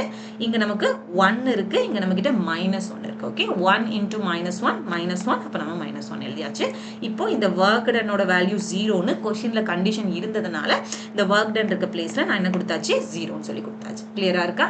ஓகே, இது ஜஸ்ட் நம்ம என்ன பண்ணா போதும், ரீஅரேஞ்ச் பண்ணா போதும். இங்க நமக்கு என்ன இருக்கு, 2 -2b -1ன்னு சொல்லி இருக்குது இல்லையா, ரைட். ஸோ இப்போ நமக்கு என்ன பண்ணிக்கலாம், நெக்ஸ்ட் ஸ்டெப்ல 2 -2b இல்லையா, 2 -2b, அப்போ 2 -1 கொடுத்தோம்னா 1ன்னு கிடைக்கும். அப்போ 0 is equal to 1 -2bன்னு சொல்லி எழுதிக்கலாம். ஓகே, 1 -2bன்னு எழுதிக்கலாம். இப்போ 2b எங்க சென்ட் பண்ணீங்கன்னா 2b is equal to 1 ஆகும், b is equal to 1/2 ஆகும். b யோட வேல்யூ நமக்கு என்ன ஆகும், 1/2 ஆகும். ஸோ இங்க அந்த b யோட வேல்யூ 0.5 இருந்திருக்கும். ஃபோர்ஸை நம்ம கம்ப்ளீட் பண்ணோம்னா force is equal to 2i cap கொடுத்தாங்க இல்லையா, 2i கேப். ஓகே, என்னாச்சு, 2i கேப் பிளஸ் 0.5 j கேப்பாக அது இருந்திருக்கும். ஓகே, 0.5க்கு பதிலாக தான் நம்ம இப்போ என்ன கண்டுபிடிச்சிருக்கோம், 1/2. அந்த b யோட வேல்யூ நம்ம என்ன கண்டுபிடிச்சிருக்கோம், 1/2ன்னு சொல்லி கண்டுபிடிச்சிருக்கோம். கிளியரா இருக்கா? கொஸ்டின்ல கொடுத்ததை நம்ம என்ன பண்றோம், ஜஸ்ட் சப்ஸ்டிட்யூட் பண்ணி நமக்கு தெரிஞ்ச ஃபார்முலாஸ் அப்ளை பண்றோம், சிம்பிளிஃபை பண்றோம், அவ்வளவுதான். இது ஒரு சிம்பிள் கொஸ்டின். இனி நாம நெக்ஸ்ட் கொஸ்டின் பார்க்கலாம். நெக்ஸ்ட் கொஸ்டின் பாருங்க, இந்த மாதிரி JEE Main 2024ல கேட்ட ஒரு கொஸ்டின். அப்ப இந்த கொஸ்டின்ல நமக்கு என்ன கொடுத்திருக்காங்க பாருங்க, a particle of mass m, ஒரு பார்ட்டிகிள் அதோட mass m, okay, moves on a straight line, okay, with its velocity increasing with distance according to the equation. Velocity increase ஆகுது. Okay, distance பொறுத்து நமக்கு velocity increase ஆகுது. அது equation formatல என்ன கொடுத்திருக்காங்க பாருங்க, v is equal to alpha root of x ன்னு கொடுத்திருக்காங்க. v is equal to alpha root of x ன்னு சொல்லி கொடுத்திருக்காங்க. Okay, right. அதுதான் சொல்லியிருக்காங்க. velocity நமக்கு என்னது, distance பொறுத்து, x ன்னு சொல்லியிருக்காங்க, distance பொறுத்து நமக்கு increase ஆகுது இந்த ஈக்குவேஷன் பொறுத்த வரைக்கும். இதுல இந்த ஈக்குவேஷன்ல ஆல்ஃபான்னு ஒரு டேர்ம் இருக்குல்ல, இந்த ஆல்ஃபாங்கிறது ஒரு கான்ஸ்டன்ட். ஓகே, ஆல்ஃபான்னு ஒரு டேர்ம் இருக்கு இல்லையா, இந்த ஆல்ஃபாங்கிறது ஒரு கான்ஸ்டன்ட். இப்போ நல்லா ஃபோக்கஸ் பண்ணுங்க கொஸ்டின்ல, the total work done by all the forces applied on the particle during its displacement from x equal to 0 to d ஓட வேல்யூ என்னன்னு கேக்குறாங்க. ஸோ இப்போ நார்மலா ஒரு பார்ட்டிக்கல் அதோட மாஸ் m இருக்கு, அதோட வெலாசிட்டி டிஸ்டன்ஸ் பொறுத்து கண்டினியூஸா இன்க்ரீஸ் ஆகுது. அதை நம்ம ஈக்குவேஷன் பொறுத்த வரைக்கும் v is equal to alpha root of x ன்னு கொடுத்துருக்காங்க. இதுல ஆல்ஃபாங்கிறது கான்ஸ்டன்டாக இருந்ததுன்னா அந்த டிஸ்பிளேஸ்மெண்ட் பார்ட்டிக்கல் மூவ் ஆகுது இல்ல, இந்த பார்ட்டிக்கல் xல இருந்து x, okay, x is equal to 0ங்கிற ஒரு பர்டிகுலர் டிஸ்டன்ஸ்ல இருந்து x equal to d ஆக மாறுதுன்னா இதுல எவ்வளவு work done நடந்திருக்கும். ஓகே, இந்த work done by all the forces applied on the body or applied on the particle என்னவாக இருக்கும், total work done calculate பண்ண சொல்லியிருக்காங்க. x equal to 0ல இருந்து x equal to d வரைக்கும். ஓகே, ஈக்குவேஷன் ஃபார்மேட்ல கொடுத்துட்டு மறுபடி ஒர்க் டன் கேட்குறாங்க, அல்லது எக்ஸை கொடுத்துட்டு ஒர்க் டன் கேட்குறாங்க, டிஸ்பிளேஸ்மெண்ட்டை கொடுத்துட்டு ஒர்க் டன் கேட்குறாங்க, எக்ஸை கொடுத்துட்டு ஒர்க் டன் கேட்குறாங்க. இந்த மாதிரி கண்டிஷன்ஸ்ல நம்ம என்ன பண்ணணும், ஒர்க் எனர்ஜி தியரம் அப்ளை பண்ணணும். பிகாஸ் அந்த இடத்துல உங்க மைண்ட் உடனே திங்க் பண்ணணும். நார்மலா ஒர்க் டன்னா ஃபோர்ஸ் கொடுத்துருப்பாங்க, டிஸ்பிளேஸ்மெண்ட் கொடுத்துருப்பாங்க, வெக்டர் ஃபார்ம்ல கொடுத்துருப்பாங்க, நம்ம டாட் ப்ராடக்ட் எடுப்போம். அப்படி இல்லைன்னா ஏதாவது கண்டிஷன் கொடுத்துருப்பாங்க, அதை நம்ம பண்ணுவோம். பட் இப்போ ஏதாவது ஈக்குவேஷன் டைப்ல கொடுத்துருக்காங்க, மோஸ்ட்லி அந்த ஈக்குவேஷன் டிஸ்பிளேஸ்மெண்ட் பத்தினதாக இருக்குது, டிஸ்பிளேஸ்மெண்ட்டை கொடுத்துட்டு ஒர்க் டன் கால்குலேட் பண்ண சொல்றாங்க. அப்படின்னா நீங்க நமக்கு டிஸ்பிளே ஃபோர்ஸ்ங்கிற ஒரு டேர்மே இல்லை, டிஸ்பிளேஸ்மெண்ட் கொடுத்து டைரக்டா நமக்கு ஒர்க் டன் கால்குலேட் பண்ண சொல்றாங்க. அப்படிங்கிற பட்சத்தில் நீங்க என்ன பண்ணணும், டைரக்டா ஒர்க் எனர்ஜி தியரம் யூஸ் பண்ணணும். ஒர்க் எனர்ஜி தியரம் எல்லாருக்கும் தெரியும் இல்லையா, work energy theorem half m v2 square minus v1 square. Okay, final velocity minus initial velocity. இதானது நம்மளோட work energy theorem. அப்ப இந்த work energy theorத்தை அப்ளை பண்ணும்போது work done நமக்கு கிடைச்சிருது. பட் இந்த work doneல halfங்கிறது ஒரு நம்பர், mங்கிறது மாஸ், அதுக்கு நம்ம mனே தான் கொடுத்துருக்காங்க, வேல்யூஸ் எதுவும் கொடுக்கல. ஃபைனல் வெலாசிட்டி, இனிஷியல் வெலாசிட்டி உங்களுக்கு தெரிஞ்சுக்கிறதுக்காக தான் இந்த நமக்கு எக்ஸ்ங்கிற அந்த டிஸ்பிளேஸ்மெண்ட்டை நமக்கு கொடுத்துருக்காங்க இல்லையா? ஸோ அப்போ நாம் என்ன பண்ண போகிறோம், இந்த ஈக்குவேஷனை யூஸ் பண்ணி, ஓகே. ஸோ இந்த வியோட டைரக்ட் ஈக்குவேஷன்ஸ் இருக்குது, பட் அதில் மென்ஷன் பண்ணியிருக்காங்க 0லேருந்து டி வரைக்கும்னு சொல்லிட்டு இல்லையா? அதை நம்ம இன்னும் கொஞ்சம் ரீஅரேஞ்ச் பண்ண போகிறோம். எப்படி நம்ம ரீஅரேஞ்ச் பண்ணுறோம் பாருங்கள். நம்ம கொடுத்த equation v is equal to alpha root x. நம்ம கண்டுபிடிக்க வேண்டியது x1 வந்து 0 ஆகணும், அதே மாதிரி x2 வந்து d ஆகணும். அப்போ யோசிச்சு பாருங்க, x1 0ன்னு இந்த ஈக்குவேஷனில் கொடுத்தா என்ன ஆகும்? v is equal to alpha ரூட்டுக்குள்ளே நமக்கு 0 நீங்கள் கொண்டு போய் கொடுத்தீங்கன்னா vயோட வேல்யூ இங்கே நமக்கு 0 ஆகிடும். கரெக்டாக? ஓகே, v1ஓட வேல்யூ இங்கே 0 ஆகிடும். அண்ட் செகண்ட் கேஸில் நமக்கு v is equal to alpha நமக்கு இங்கே root d ன்னு சொல்லி கொடுப்பீங்க இல்லையா? என்ன கொடுப்பீங்க? x இருக்க இடத்துல நம்ம என்ன பண்ண போகிறோம்? d கொடுக்க போகிறோம். அப்போ நமக்கு root d ஆகும். ஸோ v2ஓட வேல்யூ alpha root d. v2ஓட வேல்யூ alpha root d. அப்போ உங்களுக்கு v1 கிடைச்சாச்சு, v2 கிடைச்சாச்சு. இனி work energy theorem அந்த பிளேஸில் என்ன பண்ணால் போதும்? சப்ஸ்டியூட் பண்ணாலே உங்களுக்கு ஆன்சர் கிடைச்சிடும் இல்லையா? So work done is equal to half. மாஸுக்கு ஏதாவது வேல்யூ கொடுத்துருக்காங்களா கொஷினில்? இல்லை. மாஸுக்கு பாருங்கள், அதே mங்கிறது m தான் இருக்குது இல்லையா? வேல்யூஸ் எதுவும் கொடுக்கல. ஸோ அப்போ mனே நீங்கள் கொடுத்துட்டு இனி நம்ம என்ன பண்ணணும்? Final velocity minus initial velocity. Final velocity minus initial velocity கொடுத்தா போதும். ஓகே, இப்போ final velocity minus initial velocityல initial velocityங்கிறது 0 இல்லையா? அப்போ ஃபைனல் velocity மட்டும் எடுத்தா போதும். கரெக்டா? இனிஷியல் வெலாசிட்டி 0, அப்போ ஃபைனல் வெலாசிட்டி வேல்யூ வந்து alpha t. Okay, final velocity என்னது? Alpha t. இனிஷியல் வெலாசிட்டி தான் 0, final velocity alpha t. But நம்ம ஸ்கொயர் பண்ணி கொடுப்போம். ஆல்ஃபா ஸ்கொயர் பண்ணால் ஆல்ஃபா ஸ்கொயர், டி ரூட் டியை ஸ்கொயர் பண்ணால் டி மட்டும் தான் கிடைக்கும். நான் சொல்றது புரியுதா? ஸ்கொயர் பண்ணி கொடுக்க போகிறோம். Because final velocity the whole square v2 square. So x ஆல்ஃபாவை ஸ்கொயர் பண்ணால் ஆல்ஃபா ஸ்கொயர், ரூட் டியை ஸ்கொயர் பண்ணால் ரூட் கேன்சல் ஆகி டி மட்டும் தான் நமக்கு கிடைக்கும் இல்லையா? இப்போ நான் நெக்ஸ்ட் ஸ்டெப்பில் எப்படி பண்ணேன்? ஆல்ஃபாவை ஸ்கொயர் பண்ணால் ஆல்ஃபா ஸ்கொயர், ஓகே, அண்ட் டியை நமக்கு ரூட் டியை ஸ்கொயர் பண்ணால் நமக்கு என்ன கிடைக்கும்? டின்னு கிடைக்கும். மைனஸ் நமக்கு v1ஓட வேல்யூ எல்லாம் 0வாக இருக்கனால அதை கொடுக்கணும்னு சொல்லிட்டு ஒரு அவசியம் இல்லை, அதை கொடுக்கணும்னு நமக்கு எந்த ஒரு அவசியமும் இல்லை. அப்போ இதை ஜஸ்ட் ரீஅரேஞ்ச் பண்ணுங்க. Work done is equal to நமக்கு என்ன கிடைச்சிருக்குன்னா m alpha t square t by 2. Okay, so இதுதான் இந்த கொஷினுக்கான work done by all the applied force formula. m alpha square t by 2, m alpha square t by 2, m alpha square t by 2ங்கிறது option டியில் இருக்கு. கிளியராக இருக்கா? Okay, right. இது ஒரு சிம்பிள் கொஷின். இனி நம்ம என்ன பண்ணலாம்? நெக்ஸ்ட் கொஷின் பார்க்கலாம். ஓகே, நெக்ஸ்ட் கொஷினில் நமக்கு என்ன கொடுத்துருக்காங்க? பார்ட்டிகல்ஸ். இது ஒரு JEE Main 2020 கேட்ட கொஷின். ஓகே, JEE Main 2020 கேட்ட ஒரு கொஷின். இதில் ஜஸ்ட் ஒரு ஈக்குவேஷன், ஒரு டயக்ராம் மட்டும் நான் ட்ரா பண்ணுறேன், பார்த்துட்டு பின்ன கொஷின் ரீட் பண்ணுவாங்க. ஒய் ஆக்சஸ் இங்கே எக்ஸ் ஆக்சஸ் கொடுத்துட்டு ஜஸ்ட் பார்ட்டிக்கல் மூவ் ஆகும். பார்ட்டிக்கல் நமக்கு இங்கேருந்து இங்கே ஜஸ்ட் பார்ட்டிக்கல் நமக்கு மூவ் ஆகும். ஓகே, ஸோ இங்கே மூவ் ஆகுறது 1,0ன்னு கோஆர்டினேட் கொடுத்துருப்பாங்க, இங்கே நமக்கு 0,1ன்னு கொடுத்துருப்பாங்க. அதுக்கு நேம் கொடுக்கறதா இருந்தால் ஏபின்னு கொடுத்துக்கலாம். இது நமக்கு ஆரிஜின். நமக்கு என்னது? ஆரிஜினில் கோஆர்டினேட் 0,0. இந்த டயக்ராமை பார்த்துட்டு இன்னைக்கு கொஷின் பாருங்க. A particle moves from the point A to B. ஒரு பார்ட்டிக்கல் இருக்கு, அது மூவ் ஆகுது. ஓகே, எங்கேருந்து எங்கே மூவ் ஆகுது? ஏங்கிற பாயிண்ட்லேருந்து பிங்கிற பாயிண்ட்டை நோக்கி. டயக்ராம் பாருங்க. பார்ட்டிக்கலில் ஏ இந்த பாயிண்ட்டு, பி இங்கே பாயிண்ட்டு. ஓகே, ஆரோ மார்க் பார்த்தீங்களா? இப்படி இருக்கு இல்லையா? அப்போ பார்ட்டிக்கல் இந்த டைரக்ஷனுக்கு மூவ் ஆகுது. பார்ட்டிக்கல் எப்படி? ஏலேருந்து பிக்கு மூவ் ஆகுது. இப்படி இந்த டயக்ராமில் மூவ் ஆகிற போது அண்டர் தி ஆக்ஷன் ஆஃப் ஃபோர்ஸை பேஸ் பண்ணி இதன் ஆகுது மூவ் ஆகுது. ஓகே, ஃபோர்ஸோட யூஸ்னால, ஹெல்ப்னால. அப்போ இப்போ நமக்கு அந்த ஃபோர்ஸுக்கு ஈக்குவேஷன் கொடுத்துருக்காங்க. எப்படி ஃபோர்ஸ் ஈக்குவேஷன் கொடுத்துருக்காங்க பாருங்க. Force is equal to -xi cap plus yj cap. Okay, -xi cap plus yj கேப்னு கொடுத்துட்டு determine the work done by F in moving the particle from A to B அப்படின்னு சொல்லி கேட்டிருக்காங்க. Okay, determine the work done by F. again நம்ம work done by force நம்ம என்ன பண்ணணும்? கண்டுபிடிக்கணும். work done by force நம்ம கண்டுபிடிக்கணும். பார்ட்டிக்கல் ஏலேருந்து பிக்கு மூவ் ஆகுதுன்னா மூவ் ஆகுது. ஃபோர்ஸ் கொடுத்தது ஏதோ ஒரு ஃபோர்ஸ் தானே அதுக்கு ஆக்ட் ஆகிருக்கு, அதனால தானே நமக்கு அங்கே பார்ட்டிக்கல் மூவ் ஆகுது. அப்போ அதனால நடக்கக்கூடிய ஒர்க் டன்னை நம்ம என்ன பண்ணணும்? இங்கே கேல்குலேட் பண்ணணும். பட் ஃபோர்ஸுக்கான equation -x cap plus yj கேப்னு கொடுத்துருக்காங்க. இனி நீங்கள் டயக்ராம் பாருங்களேன்.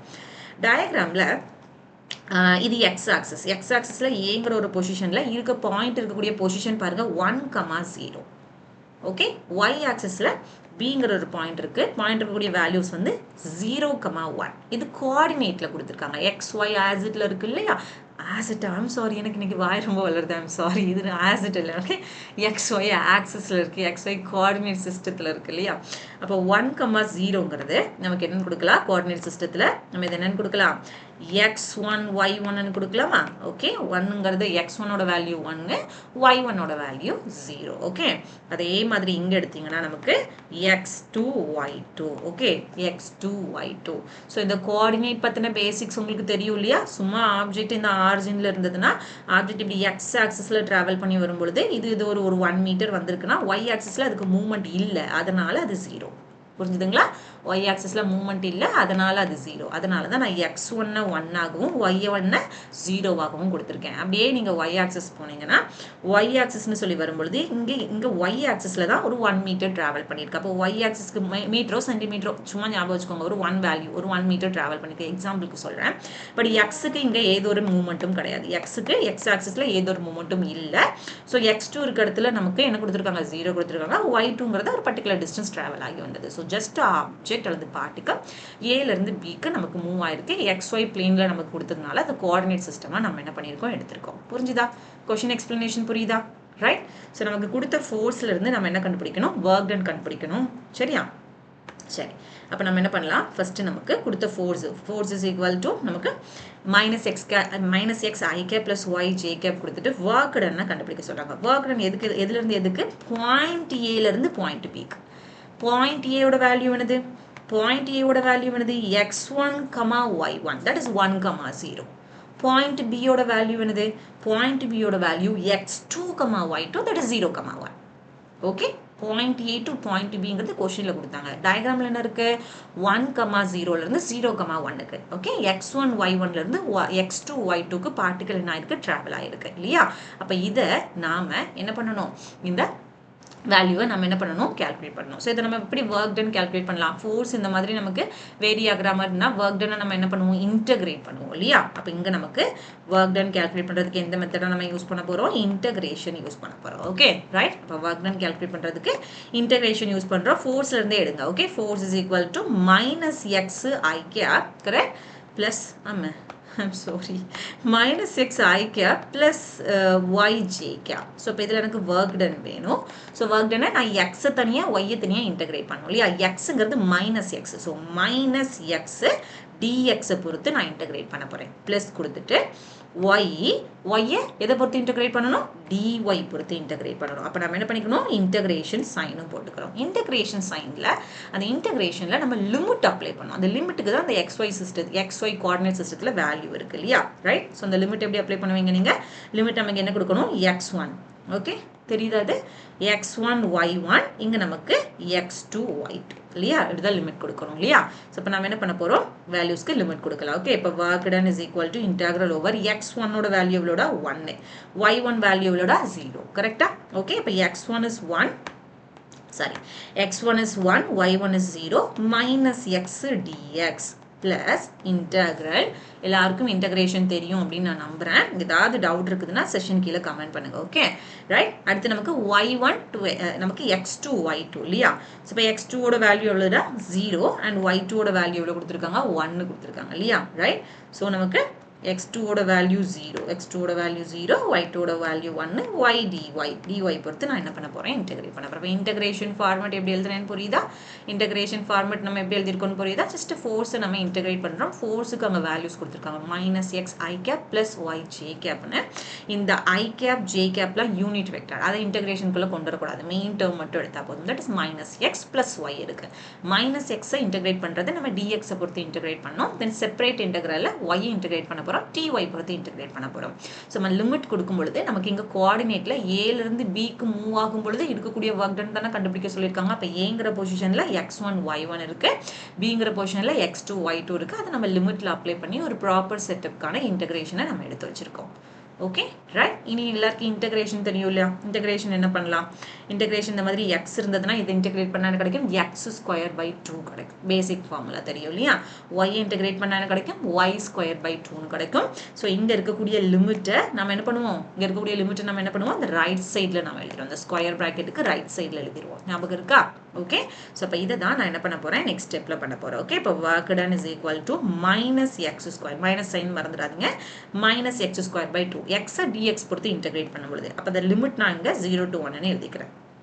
அதே மாதிரி பிளஸ் இனி ஒய்க்கு பண்ணும்பொழுது ஒய்யை டிஒய் பொறுத்து இன்டகிரேட் பண்ணுறேன். ஸோ ஒய் ஸ்கொயர் பை 2 அப்படின்னு சொல்லிட்டு இருக்கோம் இல்லையா? ரைட். அதே மாதிரி நான் இன்டகிரேஷன் நம்ம எடுத்தோம்னா, இன்டகிரேஷன் மீன்ஸ் நமக்கு லிமிட் எடுத்தோம்னா நமக்கு 0 to 1 இருக்கும். ஸோ நமக்கு இரண்டுலையும் நான் 0 to 1 எழுதுறணும். 1 to 0 இல்லையா? இது 1 to 0, இது 1 to 0, இங்கே 0 to 1. கிளியரா இருக்கா? இனி நம்ம என்ன பண்ணணும்? இந்த அப்பர் லிமிட்டை எக்ஸ் இருக்க பிளேஸ்ல சப்ஸ்டிட்யூட் பண்ணணும். இந்த லோவர் லிமிட்டை மைனஸ் சைன் கொடுத்து எக்ஸ் இருக்க பிளேஸ்ல சப்ஸ்டிட்யூட் பண்ணணும். பேசிக் இன்டகிரேஷன் இல்லையா? அடுத்து இதுலயும் அப்பர் லிமிட்டை ஒய் இருக்க பிளேஸ்ல சப்ஸ்டிட்யூட் பண்ணணும். 0 லோவர் லிமிட்டையும் ஒய் இருக்க பிளேஸ்ல சப்ஸ்டிட்யூட் பண்ணணும். அதை நான் ஜஸ்ட் சப்ஸ்டிட்யூட் பண்ணிட்டு நான் வேல்யூ கொடுக்குறேன். ஓகே. அப்பர் லிமிட்டை சப்ஸ்டிட்யூட் பண்றேன். அப்போ நமக்கு என்ன கிடைக்குது? 0 ஸ்கொயர் இல்லையா? அப்போ 0 by 2. Okay. And minus lower லிமிட்டை நான் சப்ஸ்டிட்யூட் பண்ண போறேன். இது ஃபார்முலால இருக்கக்கூடிய மைனஸ், இந்த லோவர் லிமிட்டை கொண்டு போய் இந்த எக்ஸ் இருக்கிறதுல சப்ஸ்டிட்யூட் பண்ணும்போது எக்ஸுங்கிறது இன்னொரு மைனஸ் குள்ள இருக்கு இல்லையா? அப்போ minus 1 by, okay, minus 1 square 1 தானே, மைனஸ் 1 by 2னு சொல்லி கிடைக்கும். இப்போ வரைக்கும் புரியும் நினைக்கிறேன். இந்த பிளஸ் சைனை அப்படியே நான் இங்கே பிளஸ் ஆக்கி எழுதிட்டேன். இனி அடுத்தது பார்த்தீங்கன்னா இந்த ஒய் ஸ்கொயர், ஒய் இருக்க இடத்துல இந்த அப்பர் லிமிட்டை நான் சப்ஸ்டிட்யூட் பண்ண போறேன்.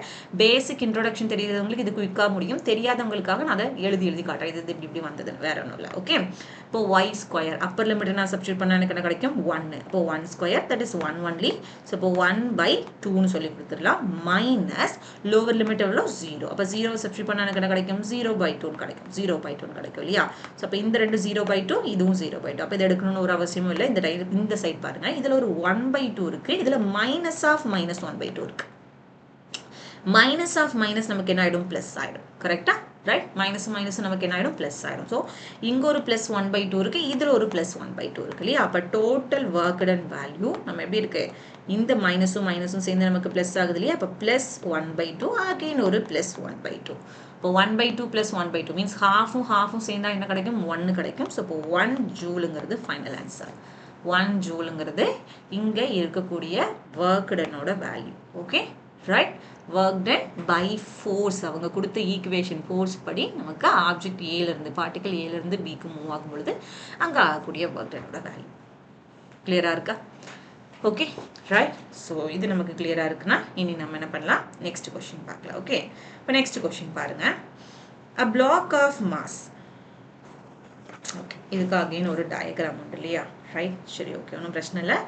கொஸ்டின் ரீட் பண்ணி டயக்ராம் பார்க்கலாம். Okay. A block of mass is kept on a platform which starts from rest with a constant acceleration g by 2. Okay. So first நம்மக்கிட்ட ஒரு பிளாட்ஃபார்மில் ஒரு மாஸ் இருக்கு. ஓகே. இந்த மாஸோட வேல்யூ நமக்கு எம்னு சொல்லி கொடுத்துருக்காங்க. கொடுத்துட்டு நமக்கு which start from restன்னு சொல்லி கொடுத்துருக்காங்க. ஓகே. இனிஷியலாக அது ரெஸ்ட்ல இருந்து ஸ்டார்ட் ஆகுது with constant acceleration g by 2ல அப்வர்டுக்கு மூவ் ஆகுது. இந்த பாடி, அந்த எம் மாஸ் இருக்கக்கூடிய இந்த பிளாக் நமக்கு அப்வர்ட் டைரக்ஷனுக்கு மூவ் ஆகுது. கான்ஸ்டன்ட் ஆக்சலரேஷன் g by 2ல கொடுத்துட்டு work done by normal reaction on block in time t என்னன்னு சொல்லி கேட்குறாங்க. நார்மல் ரியாக்ஷன் வேல்யூ தெரியும். நான் சொன்னேன் இல்லையா, இனிஷியலாக ஒர்க் எனர்ஜி பவரோட இன்ட்ரோ பார்ட் சொல்லும் பொழுது நமக்கு work force in terms of force இல்லை டிஸ்பிளேஸ்மெண்ட்டில் அல்லது டிஸ்பிளேஸ்மெண்ட் கொடுத்து வெலாசிட்டியில் அல்லது ஆக்சலரேஷன் கொடுத்து வெலாசிட்டிலன்னு ஒர்க் டனை கால்குலேட் பண்ணுற அந்த மெத்தட்ஸ் இருந்தாலும், கான்ஸ்டன்ட் ஃபோர்ஸ் வேரியபிள் ஃபோர்ஸ்குள்ளே இருந்தாலும், பவர் ரிலேட்டடாக இருந்தாலும், இந்த லாஸ் ஆஃப் மோஷன் இன் பிளேனை பேஸ் பண்ணி நமக்கு ஒரு சில கான்செப்டை மட்டும் இதில் இன்க்ளூட் பண்ணுற மாதிரி கொஷின் வரும்னு சொன்னோம் இல்லையா? அதுதான் கேட்டிருக்காங்க. 2019 ஜான்வரி ஷிஃப்ட்டில் நமக்கு கேட்டிருக்காங்க. ஓகே. ஸோ நார்மலாக நமக்கு என்ன இருக்குது? ஒரு பிளாட்ஃபார்ம். அந்த பிளாட்ஃபார்மில் எம்னு மாஸ் இருக்கக்கூடிய ஒரு ஆப்ஜெக்ட் இருக்குது. அது அப்வர்டுக்கு கான்ஸ்டன்ட் ஆக்சலரேஷனில் மூவ் ஆகுது. அதோட வேல்யூ நமக்கு g by 2ன்னு கொடுத்துட்டு இங்கே நார்மல் ரியாக்ஷன், இது மேலே நமக்கு ஃபோர்ஸ் ஆக்ட் ஆகும் இல்லை? எத்தனை ஃபோர்ஸ் ஆக்ட் ஆகும்? நார்மல் ரியாக்ஷன் அப்வர்டில் இருக்கும், டவுன்வர்டில் mg ஆக்ட் ஆகும் இல்லையா? ஸோ அப்போ இந்த நார்மல் ரியாக்ஷன் கொடுக்கக்கூடிய, நார்மல் ரியாக்ஷனால் உண்டாகக்கூடிய ஒர்க் டன் இன் 3 டைமில் என்னன்னு சொல்லி கேட்குறாங்க. Okay right? நார்மல் ரியாக்ஷனால உண்டாகக்கூடியது. In t time in t டைம்னு சொன்னா பேசிக்ஸ்ல என்ன படிச்சிருக்கீங்க? இன் டி டைம்ல ஒரு வேல்யூ கண்டுபிடிங்கன்னா என்ன படிச்சிருக்கோம்? நம்ம பேசிக் மேக்ஸ் அப்படி இல்லைன்னா நம்ம செகண்ட் சாப்டர் மோஷன் என்ன ஸ்ட்ரெயிட் லைனில் படிச்சிருப்போம். இன் டி டைம்னா நமக்கு டைமை கேல்குலேட் பண்ணுறதுக்கு இப்போ இந்த கொஷின் ரிலேட்டடாக பார்க்கும்போது டிஸ்பிளேஸ்மெண்ட் கேல்குலேட் பண்ண வேண்டியது இருக்கும். அதுக்கு நீங்கள் இந்த மோஷன் என்ன ஸ்ட்ரெயிட் லைனில் ஒரு 3 ஈக்குவேஷன் படிச்சிங்க இல்லையா? ரைட்? அதில் நீங்கள் எது சூட்டபிள் ஈக்குவேஷனோ அதை எடுத்து நம்ம யூஸ் பண்ணிக்கிறோம் டைம் டீன்னு சொல்லி கொடுத்துருக்கிறதுனால. சரி, ஓகே. இப்போ கொஷின் வரலாமா? பிளாக் இருக்குது, நார்மல் ரியாக்ஷன் ஆக்ட் ஆகுது, டவுன்வர்டில் mg இருக்குது, மாஸ் இருக்குது, அப்வர்ட் டைரக்ஷன் g/2ல மூவ் ஆகுது. ஸோ நீங்கள் இங்கே என்ன ஃபார்முலா அடிப்பீங்க? டயக்ராமை பார்த்த உடனே என்ன தோணும்? அப்வர்டில் நார்மல் ஃபோர்ஸ் இருக்குது. ஓகே, அப்வர்டில் நார்மல் ஃபோர்ஸ் இருக்குது, டவுன்வர்டில் mg இருக்குது. அப்வர்ட் நோக்கி நமக்கு ஆப்ஜெக்ட் மூவ் ஆகுது. கான்ஸ்டன்ட் ஆக்சலரேஷன் அப்வர்டில் இருக்குதுன்னா டவுன்வர்டில் இருக்கக்கூடிய mgயை காட்டிலும் அப்வர்டில் இருக்கக்கூடிய நார்மலோட வேல்யூ ஸ்லைட்லி அதிகம் இல்லையா? ரைட்? அப்போ நீங்கள் ஈக்குவேஷன் எப்படி எழுதணும்? லாஸ் ஆஃப் மோஷனில் படிச்சிருக்கோம். எப்படி எழுதணும்? நமக்கு எப்படி எழுதணும்? Actual equation F is equal to ma, force is equal to mass into acceleration, but the force நமக்கு அப்வர்டில் இருக்கக்கூடிய ஃபோர்ஸ் தான் அதிகம் இல்லையா? அப்போ அப்வர்டில் n இருக்கு, மைனஸ் டவுன்வர்டில் mg இருக்கு. அப்போ mg it is equal to இந்த m அப்படியே கொடுத்துட்டு ஆக்சலரேஷனோட ஃபார்முலா என்ன கொடுத்துருக்காங்க? g/2. ஆக்சலரேஷன் ஃபார்முலா g/2 பார்க்குறீங்களா? n minus mg is equal to m into g/2 நான் எழுதியிருக்கேன். உங்களுக்கு வேணும்னா நான் நெக்ஸ்ட் ஸ்டெப்பில் இதுக்கு ஷிஃப்ட் பண்ணிக்கிறேன். Okay, n minus mg is equal to m into g/2. இந்த g/2ங்கிறது ஆக்சலரேஷன் கொஸ்டினில் கொடுத்துருக்காங்க. mங்கிறது force is equal to mass into ஆக்சலரேஷனில் ஆக்சலரேஷன் கொஸ்டினில் கொடுத்துருக்காங்க. மாஸ் m அப்படி எழுதியிருக்கேன். ஃபோர்ஸுங்கிறது அந்த ஆப்ஜெக்ட் மேலே ஆக்ட் ஆகக்கூடிய ஃபோர்ஸ் ஆப்போசிட் டைரக்ஷனில் ஆக்ட் ஆகுது இல்லையா? நார்மல் அப்வர்ட்லையும் mg டவுன்வர்ட்லையும் இருக்கிறதுனால நான் சைன் என்ன கொடுத்துருக்கேன்? மைனஸ் சைன் கொடுத்துருக்கேன். கிளியராக இருக்கா? Okay, right? ஸோ இப்போ இதிலிருந்து எனக்கு என்ன வேணும்? n மட்டும்தான் வேணும். அப்போ n மட்டும் வேணும்னா mgயை மைனஸ் mgயை நாங்கள் சென்ட் பண்ணால் ப்ளஸ் mg ஆகுமா? இப்போ ப்ளஸ் mg அண்ட் mg/2 அப்படின்னு சொல்லி ஒரு வேல்யூ கிடைக்குது. அப்போ இந்த ரெண்டையும் நான் ஆட் பண்ணால் எனக்கு நார்மல் வேல்யூ 3mg/2 ஆகும். ஓகே, mg ப்ளஸ் mg/2 எவ்வளோ? 3mg/2 தெரியும் இல்லையா? mg ப்ளஸ் mg/2ஓட வேல்யூ 3mg/2. ஸோ இப்போ எனக்கு நார்மல் வேல்யூ கிடச்சிட்டு கொஷினில் என்ன கேட்டாங்க? Work done by normal. Normal reaction கிடைச்சிட்டு அதனால உண்டான ஒர்க் டன் எவ்வளோன்னு நான் இப்போ கண்டுபிடிக்கணும். இப்போ வரைக்கும் நான் நார்மல் கண்டுபிடிச்சிட்டேன். இனி நான் என்ன கண்டுபிடிக்கணும்? ஒர்க் டன் கண்டுபிடிக்கணும். இப்போ work done is equal to force into displacement. But இங்கே ஃபோர்ஸுங்கிறது என்ன மாதிரியான ஃபோர்ஸ்? இது ஒரு நார்மல் ரியாக்ஷனுக்கான ஃபோர்ஸ் இல்லையா? இந்த ஃபோர்ஸ் உண்டாக்குற இந்த நார்மல் ரியாக்ஷனுங்கிற இந்த ஃபோர்ஸ் உண்டாக்குனா ஒர்க் டன் இல்லையா? அப்போ நார்மல் ஒர்க் டன் ஃபார்முலாவில் ஃபோர்ஸ் இன்டூ டிஸ்பிளேஸ்மெண்ட்டில் ஃபோர்ஸுக்கு பதிலாக நம்ம என்ன கொடுத்துக்கலாம்? நார்மல் வேல்யூ கொடுத்துக்கலாம். அப்போ work done is equal to ns. Formula எப்படி அரேஞ்ச் பண்ணுறோம்? Work done is equal to ns அப்படின்னு நம்ம கொடுக்குறோம். என்னன்னா it's a kind of force, normal force இல்லையா? ரைட்? சரியா? ஸோ இப்போ work done is equal to நார்மலோட வேல்யூ என்னது? 3mg/2 இன்டூ டிஸ்பிளேஸ்மெண்ட் எவ்வளோ தெரியாது. டிஸ்பிளேஸ்மெண்ட் எவ்வளோன்னு தெரியாது. எஸ் கண்டுபிடிக்கணும் இல்லையா? அது தெரியாததுனால தான் அவங்க என்ன கொடுத்துருக்காங்க? Work done by normal force வர okay and the block okay in time டீன்னு சொல்லியிருக்காங்க. ஓகே, இன் டைம் டீன்னு சொல்லியிருக்காங்க இல்லையா? அப்போ யோசிச்சு பாருங்க, இன் டைம் டீனா நமக்கு வேல்யூ என்ன வரும்? இன் டைம் டீனா wait a minute guys.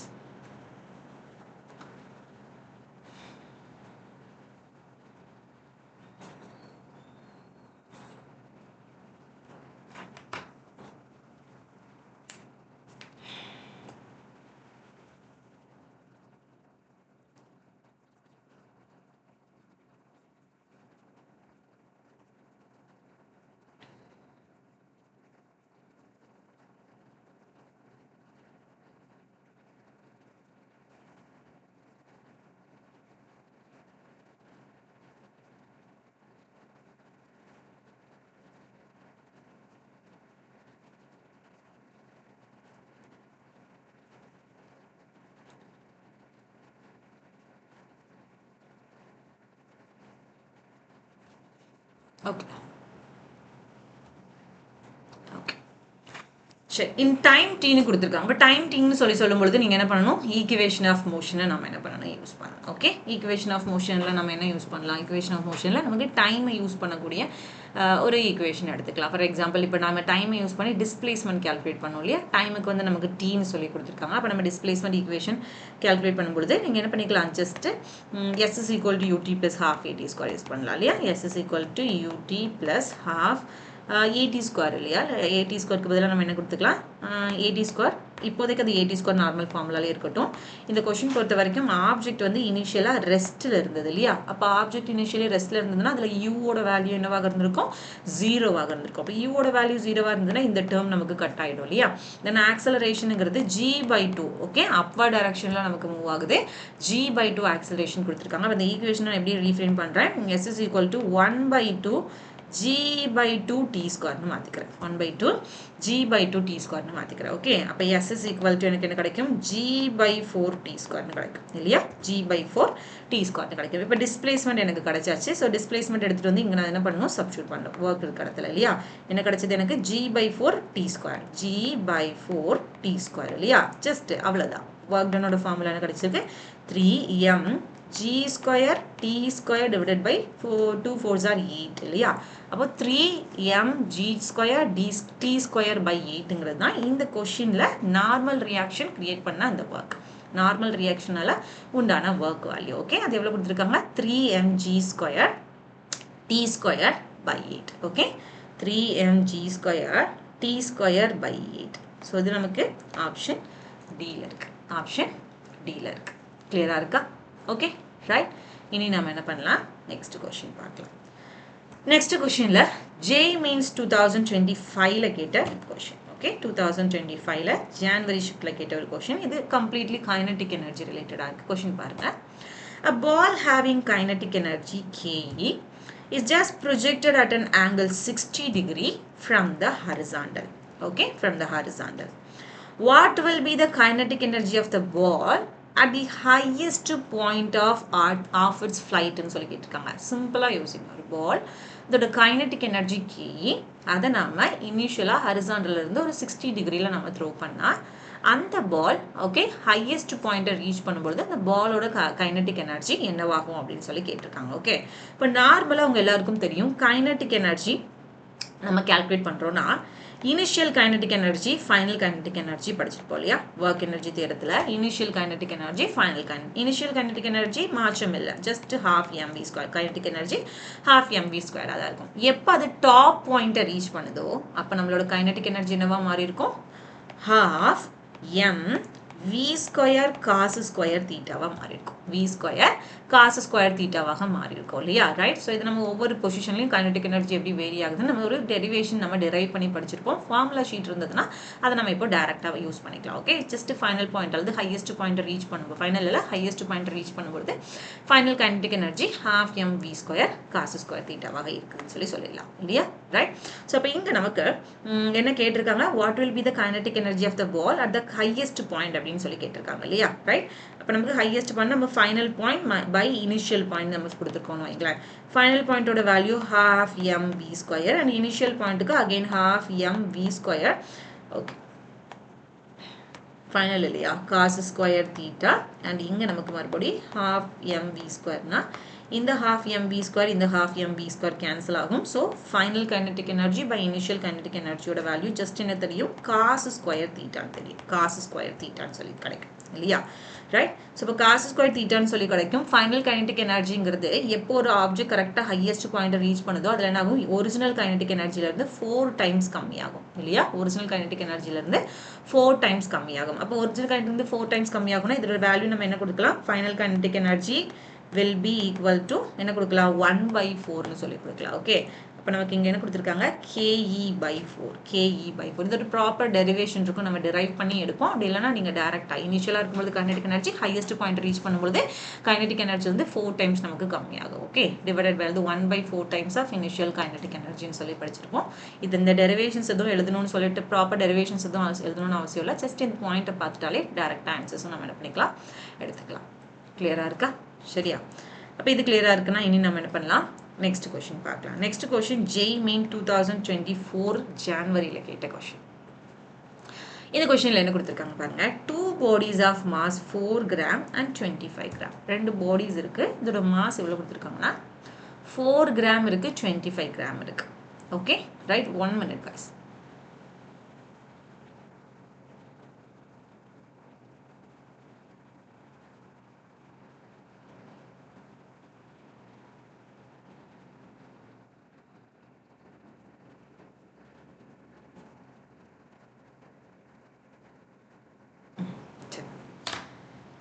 two bodies of mass 4 gram and 25 gram, they are moving with equal kinetic energy. The ratio of their magnitude of their linear momentum என்னன்னு சொல்லி கேக்குறாங்க. January 2024ல கேட்ட question. Okay.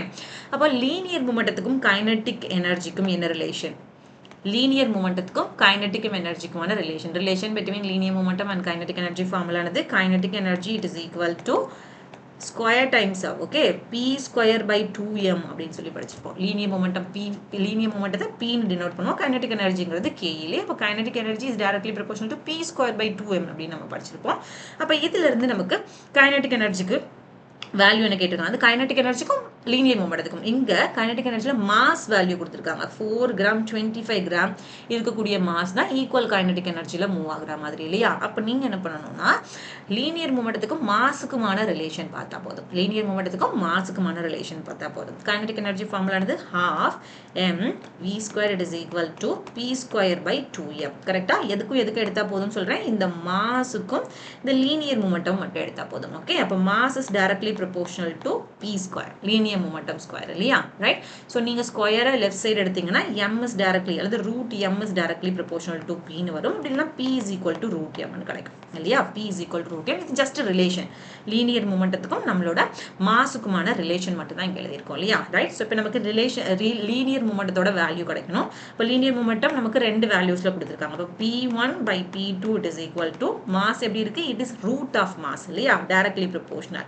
அப்ப root of m1 by root of m2 கொடுக்கலாம் அப்ப first mass 4 gram second mass 25 gram அப்ப root of 4 by 25 கொடுக்கலாம் அப்ப root 4 நமக்கு 2 ஆகவும் root 25 நமக்கு 5 ஆகவும் கிடைச்சதுன்னா the ratio 2:5 ன்னு கிடைக்கும் ratio என்ன கிடைக்கும் 2:5 ன்னு கிடைக்கும் so the option C ல இருக்கு clear ஆ இருக்கா okay right so இப்போ நம்ம என்ன பண்ணலாம் next question பார்க்கலாம் இனி next question ல நம்ம கிட்ட a spring of spring constant 5 into 10 to the power 3 Newton per meter it just stretched initially by 5 centimeter from unstretched position then the work done required to stretch it further by another 5 centimeter என்னன்னு சொல்லி கேக்குறாங்க அப்ப நார்மலா ஒரு நம்ம கிட்ட ஒரு spring இருக்கு so இந்த spring constant ஓட வேல்யூ எவ்வளவு கொடுத்திருக்காங்க spring constant ஓட வேல்யூ நமக்கு எவ்வளவு கொடுத்திருக்காங்க k ஓட வேல்யூ நமக்கு 5 into 10 to the power 3 newton per metre கொடுத்திருக்காங்க ஃபர்ஸ்ட் இனிஷியலா ஸ்ப்ரிங் ஒரு 5 சென்டிமீட்டர் மட்டும் என்ன ஆகுது ஸ்ட்ரெச் ஆகுது இனிஷியலா ஸ்ப்ரிங் என்ன ஆகுது ஒரு 5 சென்டிமீட்டர் மட்டும் ஸ்ட்ரெச் ஆகுது அத வேணா நான் x1 ன்னு எடுத்துக்கறேன் ஓகே அப்ப x1ங்கிறது ஃபர்ஸ்ட் ஒரு 5 சென்டிமீட்டர் நமக்கு ஸ்ட்ரெச் ஆகுது ஓகே unstretched பொசிஷன்ல இருந்து ஓகே unstretched பொசிஷன்ல இருந்து மறுபடி then the work required to stretch it further by another 5 cm அப்ப இதில இருந்து இன்னொரு 5 cm இனி x2 ன்னு வெச்சுக்கலாமா இன்னொரு 5 cm நாம இத ஸ்ட்ரெச் பண்றதுக்கு எவ்வளவு வர்க் தேவைப்படும் அப்படினு சொல்லி கேக்குறாங்க ஓகே இதில இருந்து இன்னொரு 5 cm நம்ம ஸ்ட்ரெச் பண்றதுக்கு எவ்வளவு வர்க் தேவைப்படும் அப்படினு சொல்லி கொடுத்திருக்காங்க again x வேல்யூவை கொடுத்து வர்க் டன் கேக்குறாங்க அப்ப நீங்க என்ன பண்ணனும் work energy theorem யூஸ் பண்ணனும் x value கொடுத்து work done கேக்குறாங்கன்னா நம்ம என்ன பண்ணலாம் work energy theorem half okay okay இங்க work energy theorem இல்ல just நமக்கு spring ஓடுது கம்ப்ளீட்டா அங்க spring ஓடுது இல்லையா just நம்ம modify பண்ணிக்கலாம் work done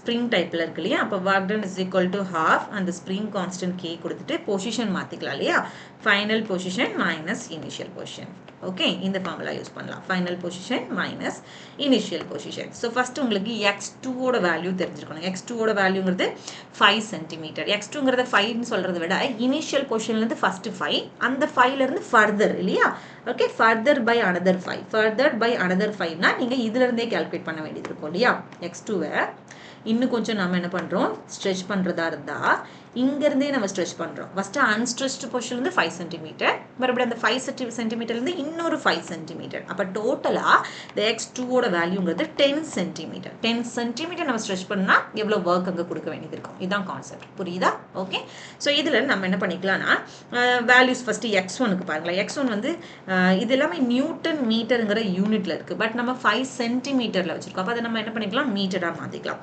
x1ங்கிறது 5 சென்டிமீட்டர் சோ அப்ப நம்ம மீட்டராக மாத்துறேன்னா 5 into 10 to the power -2 மீட்டர்னு மாத்திக்கலாம் and x2ங்கிறது நமக்கு again 10 centimeter இது நான் மீட்டராக மாத்துறேன்னா 10 into 10 to the power -2 மீட்டராக மாத்திக்கலாம் அப்ப x1 யும் x2 யும் நான் மீட்டரா மாத்திட்டேன் இனி k ஓட வேல்யூ ஆல்ரெடி மீட்டர்ல தான் இருக்கு. இனி நான் டைரக்டா work done calculate பண்ணா போதும் இல்லையா? ஸோ இப்போ work done is equal to half k ஓட வேல்யூ எவ்வளோ 5 into 10 to the power 3 இல்லையா? k value spring constant 5 into 10 to the power 3 கொடுத்துட்டு x2 minus x1 the whole square அல்லது x2 square minus x1 square. x2 value எவ்வளோ 10 into 10 to the power minus 2. அப்போ 10 நான் square பண்ணி எழுத போறேன். அப்போ 100 10 to the power minus 2 square பண்ணா 10 to the power minus 4 minus அடுத்து x1 square. x1 வந்து 5 கொடுத்திருக்காங்க. 5 ஸ்கொயர் பண்ணா நமக்கு 25. to the power minus 4 minus 2 square பண்ணா 10 to the power minus 4 இல்லையா? இதுல 10 to the power minus 4 இருக்கு, இதுல 10 to the power minus 4 இருக்கு. இதை நான் காமனா வெளியில எடுத்துறேன். ஓகே, இதை நான் என்ன பண்ணிடுறேன், காமனா வெளியில எடுத்துறேன். அப்போ 5/2 into 10 to the power 3. இப்போ இந்த 10 to the power minus 4 கூட நான் வெளியில எடுத்துட்டேன். இப்போ பேலன்ஸ் நம்ம கிட்ட என்ன இருக்கு, 100 minus 25 னு சொல்லிருக்கு இல்லையா? ரைட். அப்போ நெக்ஸ்ட் ஸ்டெப்ல நான் என்ன பண்ணிக்கலாம், 5/2 நான் ஜஸ்ட் 2.5 னு எழுதிக்கிறேன். அப்போ 2.5 into இந்த வேல்யூ பாருங்க, இங்க 3 இருக்கு, இங்க 4 இருக்கு, -4 இருக்கு. இங்க பாருங்க, இங்க மல்டிபிள், இங்க பாருங்க, இங்க 10 இருக்கு, இங்க 10 இருக்கு. பவர்ஸ் பாருங்க, இங்க 3 இருக்கு, இங்க -4 இருக்கு. அப்ப 3 - 4 -1 இல்லையா? ரைட். இந்த ரெண்டையும் மல்டிப்ளை பண்ணா 3 - 4 நமக்கு என்ன கிடைக்குது, -1 னு சொல்லி கிடைக்குது. தென் 100 - 25 நமக்கு 75 ஆகும். 100 - 25 என்ன கிடைக்கும், 75 ஆகும் இல்லையா? ரைட். சோ அப்ப நமக்கு 2.5 into 10 to the power -1 நம்ம 0.25 ஆக்கிடலாம். ஸோ 0.25 into ஒரு 75. 0.25 இன்னும் கொஞ்சம் எனக்கு ஈஸியாக்க வேண்டி ஜஸ்ட் நான் 1/4 கொடுக்குறேன். ஸோ இப்போ 1/4 divided by 75 is nothing but 75/4. 75/4ங்கிறது 18.75 கிடைக்கும். ஓகே, அப்போ இங்கே நடந்த ஒர்க் டன் எவ்வளோ, நமக்கு 18.75 நியூட்டன் மீட்டர். 18.75 Newton metre. கிளியரா இருக்கா? Okay, right. இனி நம்ம நெக்ஸ்ட் கொஸ்டின் பார்க்கலாம். Okay, next question. The potential energy, okay, the potential energy the potential energy function in joule of a particle in a region of space is given as U is equal to 2x square plus 3y cube plus 2z ன்னு கொடுத்திருக்காங்க. இங்க x, y, z the values எல்லாமே மீட்டர்ல கொடுக்கணும். The magnitude of x component of force in Newton acting on the particle at point p is equal to 1, 2, 3 ன்னு சொல்லி கொடுத்துட்டு இது ஒரு JEE Main 2024ல கேட்ட ஒரு क्वेश्चन. சரி, அந்த क्वेश्चन மறுபடி நல்லா லிசன் பண்ணி பாருங்க. பொட்டன்ஷியல் எனர்ஜியை, ஓகே, பொட்டன்ஷியல் எனர்ஜி யூவை நமக்கு ஃபங்க்ஷன் ஆஃப் அ பார்ட்டிக்கல்ல நமக்கு கொடுத்துருக்காங்க. ஓகே, அந்த function of the particle x, y, set இந்த வேல்யூஸ் எல்லாம் நம்ம மீட்டர்ல எடுத்துக்கணும்.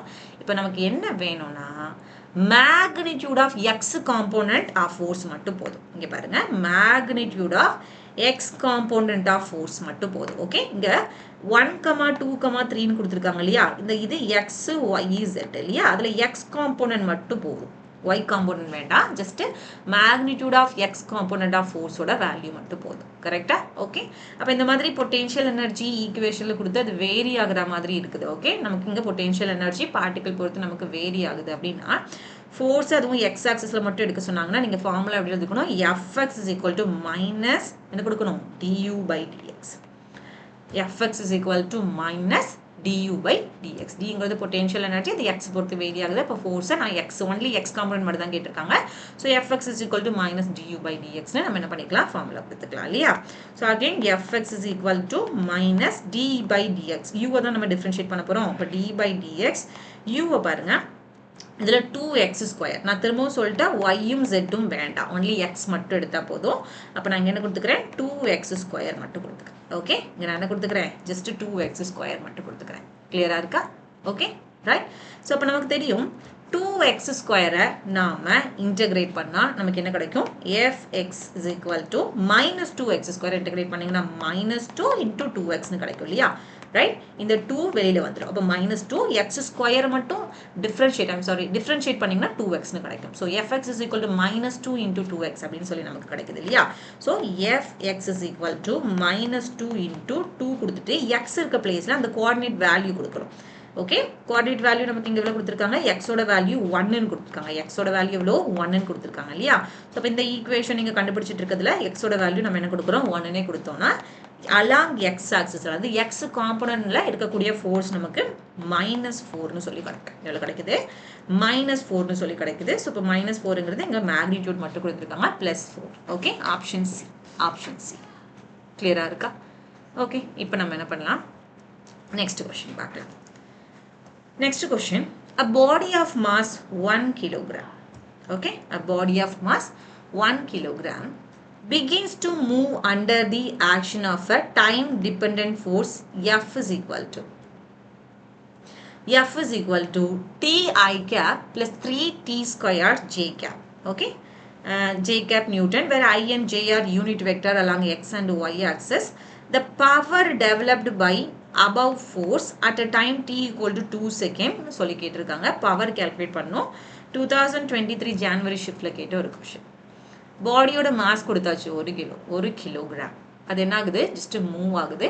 இங்க வேரியபிள் ஃபோர்ஸ் எப்படி வேரி ஆகுதுன்னா டைம் பொறுத்து வேரி ஆகுது. இங்க பாருங்க, ஃபோர்ஸ் எப்படி TI cap plus 3T square னு கொடுத்திருக்காங்க. ஃபோர்ஸ் வந்து டைம் டிபெண்டன்ட். ஓகே, இப்போ ஃபோர்ஸ் வந்து வேரி ஆகுது டைமை பொறுத்து. ஸோ இப்போ TI cap plus 3T square J cap னு சொல்லி கொடுத்துட்டு இதில் நமக்கு யூனிட் வெக்டர்லாம் போனது போக பவரோட வேல்யூ நம்ம கால்குலேட் பண்ணணும். அந்த பவர் நமக்கு கால்குலேட் பண்ணுற போது அதில் டைமோட வேல்யூஸ் நம்ம என்ன கொடுக்கணும், 2 செகண்ட்ல. the power developed by the force above force, இந்த கொடுத்துருக்கக்கூடிய force at 2 second at time is equal to 2 செகண்ட்ல டெவலப் ஆன பவர் என்னன்னு நம்ம கண்டுபிடிக்கணும். So, power formula என்ன? Power formula, power will be equal to force into velocity. Force into velocity. Force பத்தி யாருக்குமே கவலை கிடையாது. Because force already இருக்கு. TI cap plus 3T square J cap னா already force இருக்கு. கரெக்டா? Okay, right. ஸோ இதில் நாம் என்ன பண்ணிக்கலாம்னா, இனி நமக்கு என்ன வேணும், வெலாசிட்டி வேணும். ஃபோர்ஸ்லேருந்து நமக்கு என்ன கண்டுபிடிக்கணும், வெலாசிட்டி. பட் வெலாசிட்டியை கால்குலேட் பண்ணுறதுக்கு ஃபோர்ஸை தான் கொடுத்துருக்காங்களே தவிர அதை விட நமக்கு வேறு எதுவுமே கொடுக்கல இல்லையா? ஃபோர்ஸ் மட்டும் தான் கொடுத்துருக்காங்க, வேறு எதுவுமே கொடுக்கல. அப்படின்னா நம்ம என்ன பண்ணணும், ஃபஸ்ட்டு நமக்கு ஃபோர்ஸ்லேருந்தே எழுத ஆரம்பிக்கும். ஃபோர்ஸோட ஈக்குவேஷன் பாருங்கள். Force is equal to TI cap plus 3T square J cap. 3I cap plus 3T square J cap. Okay, right. So அப்போ இதில் நம்ம எல்லாருக்கும் தெரியும் ஃபோர்ஸுங்கிறது மாஸ் இன்டூ ஆக்சலரேஷன். ஃபோர்ஸுங்கிறது mass into acceleration is equal to TI cap plus 3T square J cap. இதில் மாஸோட value எவ்வளோ கொடுத்துருக்காங்க, 1 கிலோகிராம். ஸோ மாஸ் இருக்க இடத்துல 1 கொடுத்துட்டு ஆக்சலரேஷனை dV/dtன்னு எழுதலாமா? ஓகே, ஆக்சலரேஷனை நம்ம என்ன எழுதலாம், dV/dtன்னு எழுதலாம். So acceleration 1 into dV/dt, that is TI cap plus 3T square J cap. Okay, TI cap plus 3T square J cap. நம்ம எல்லாருக்கும் தெரியும் இந்த 1 கொண்டு இந்த dV/dt மல்டிப்ளை பண்ணால் அதே டேர்ம் தான் வரும் இல்லையா? 1 கொண்டு dV/dt மல்டிப்ளை பண்ணும்பொழுது அதே டேர்ம் தானே வரும். ஸோ dV/dt யோட value TI cap plus 3T square J cap. மாத்தியாச்சா? இது வரைக்கும் நமக்கு பவருக்கு ஃபோர்ஸ் இன்டூ வெலாசிட்டி வேணும். வெலாசிட்டி எடுக்கிறதுக்கு எந்த எக்ஸ்ட்ரா டேட்டாவும் இல்லை. ஸோ ஃபோர்ஸை நம்ம மாஸ் இன்டூ ஆக்சலரேஷனாக ரீப்ளேஸ் பண்ணிவிட்டு ஆக்சலரேஷனை வெலாசிட்டியாக மாற்றிருக்கோம். Acceleration time with respect to velocity இல்லையா? Velocity with respect to time இல்லையா? dV/dt ஆக்சலரேஷனுக்கு நம்ம கொடுத்துட்டு TI cap plus 3T square J capனு நம்ம என்ன பண்ணியாச்சு, கொடுத்தாச்சு. கிளியராக இருக்கா? Okay, right. ஸோ இப்போ நம்ம இதிலிருந்து நம்ம என்ன பண்ணலாம், dV கண்டுபிடிச்சிடலாம் இல்லையா? இதில் இந்த டீயை மட்டும் இங்கே சென்ட் பண்ணிவிட்டு இதை இன்டெகிரேட் பண்ணால் போதும். dV is equal to TI cap plus 3T square J cap dVன்னு சொல்லி கொடுக்கலாம். கரெக்டா? ஓகே, dTன்னு சொல்லி கொடுக்கலாம். அப்போ டைமை பொறுத்து இந்த dVயை நம்ம என்ன பண்ண போதும், இன்டெகிரேட் பண்ணால் உங்களுக்கு Vயோட வேல்யூ என்னன்னு தெரிய வரும். ஸோ இதை நான் நெக்ஸ்ட் ஸ்டெப்பில் என்ன பண்ண போகிறேன், இன்டெகிரேட் பண்ண போகிறேன். ஸோ இப்போ integral over dV is equal to integral over TI cap plus 3T square J cap dt. புரிஞ்சுதுங்களா? ஓகே, இனி dVயை நம்ம இன்டெகிரேட் பண்ணால் நமக்கு என்ன கிடைக்கும், V அப்படின்னு சொல்லி கிடைக்கும். TI capனு கொடுத்துருக்காங்க. அப்போ Tயை dt பொறுத்து இன்டெகிரேட் பண்ணிங்கன்னா T square by 2I cap plus இதே 3T square dt பொறுத்து இன்டெகிரேட் பண்ணிங்கன்னா 3T cube by 3J cap அப்படின்னு கிடைக்கும் இல்லையா? ரைட். ஸோ இப்போ நம்ம நெக்ஸ்ட் ஸ்டெப்பில் இந்த 3 மட்டும் கேன்சல் பண்ணி வெலாசிட்டியோட value T square by 2I cap okay plus T cube by 3J capனு மாற்றிக்கலாம். கிளியராக இருக்கா? Okay, right. ஸோ இப்போ வெலாசிட்டி நம்ம கண்டுபிடிச்சாச்சு. ஃபோர்ஸ் ஆல்ரெடி இருக்குது, வெலாசிட்டி கண்டுபிடிச்சாச்சு. இனி நீங்கள் பவருக்கு இந்த இடத்துல சப்ஸ்டியூட் பண்ணால் போதும். பவருக்கு இந்த இடத்துல சப்ஸ்டியூட் பண்ணால் போதும். ஸோ இப்போ power is equal to force into velocity. Force into velocity. So ஃபோர்ஸோட வேல்யூ கொஷின்ஸில் நமக்கு ஆல்ரெடி கொடுத்துருந்தாங்களா? என்ன கொடுத்துருந்தாங்க? TI கேப் இல்லையா? ஃபோர்ஸோட வெலாசிட்டி, ஃபோர்ஸோட வேல்யூ நமக்கு கொடுத்துருந்தாங்கல்லடா. TI cap plus TI cap plus 3T square J cap. 3T square J cap. இது ஃபோர்ஸுக்கானது. Plus sine கொடுத்துட்டு இனி வெலாசிட்டி நம்ம இப்போ கண்டுபிடிச்சோம். T by 2 I cap plus T cube by 3 J cap. So T square by 2 I cap plus T cube by 3 J cap. So இதை நம்ம என்ன பண்ணால் போதும்? டாட் ப்ராடக்ட் எடுக்கணும். ப்ளஸ் இல்லை, ஜஸ்ட் டாட் ப்ராடக்ட் எடுக்கணும் இல்லையா? இப்போ டாட் ப்ராடக்ட் எடுக்கணும்னா என்ன பண்ணணும்? ரெண்டையும் மல்டிப்ளை பண்ணணும். என்ன பண்ணலாம்? இங்கே T இருக்குது, இங்கே T ஸ்கொயர் இருக்குது இல்லையா? அப்போ நமக்கு இதே Tயும் T ஸ்கொயரையும் மல்டிப்ளை பண்ண நமக்கு என்ன கிடைக்கும்? T கியூப்னு கிடைக்கும். இப்போ T cube by 2 plus main term மட்டும் எடுத்தால் போதும், யூனிட் வெக்டர் இருக்க வேணா. இதில் ஒரு 3T ஸ்கொயர் இருக்குது, இதில் T கியூப் இருக்குது இல்லையா? அப்போ T ஸ்கொயரும் T கியூபும் T பவர் 5 ஆகும். ஓகே, T பவர் 5 ஆகும். அப்போ நமக்கு 3T பவர் 5 டிவைடட் பை 3 அப்படின்னு சொல்லி கிடைக்கும். ஓகே, 3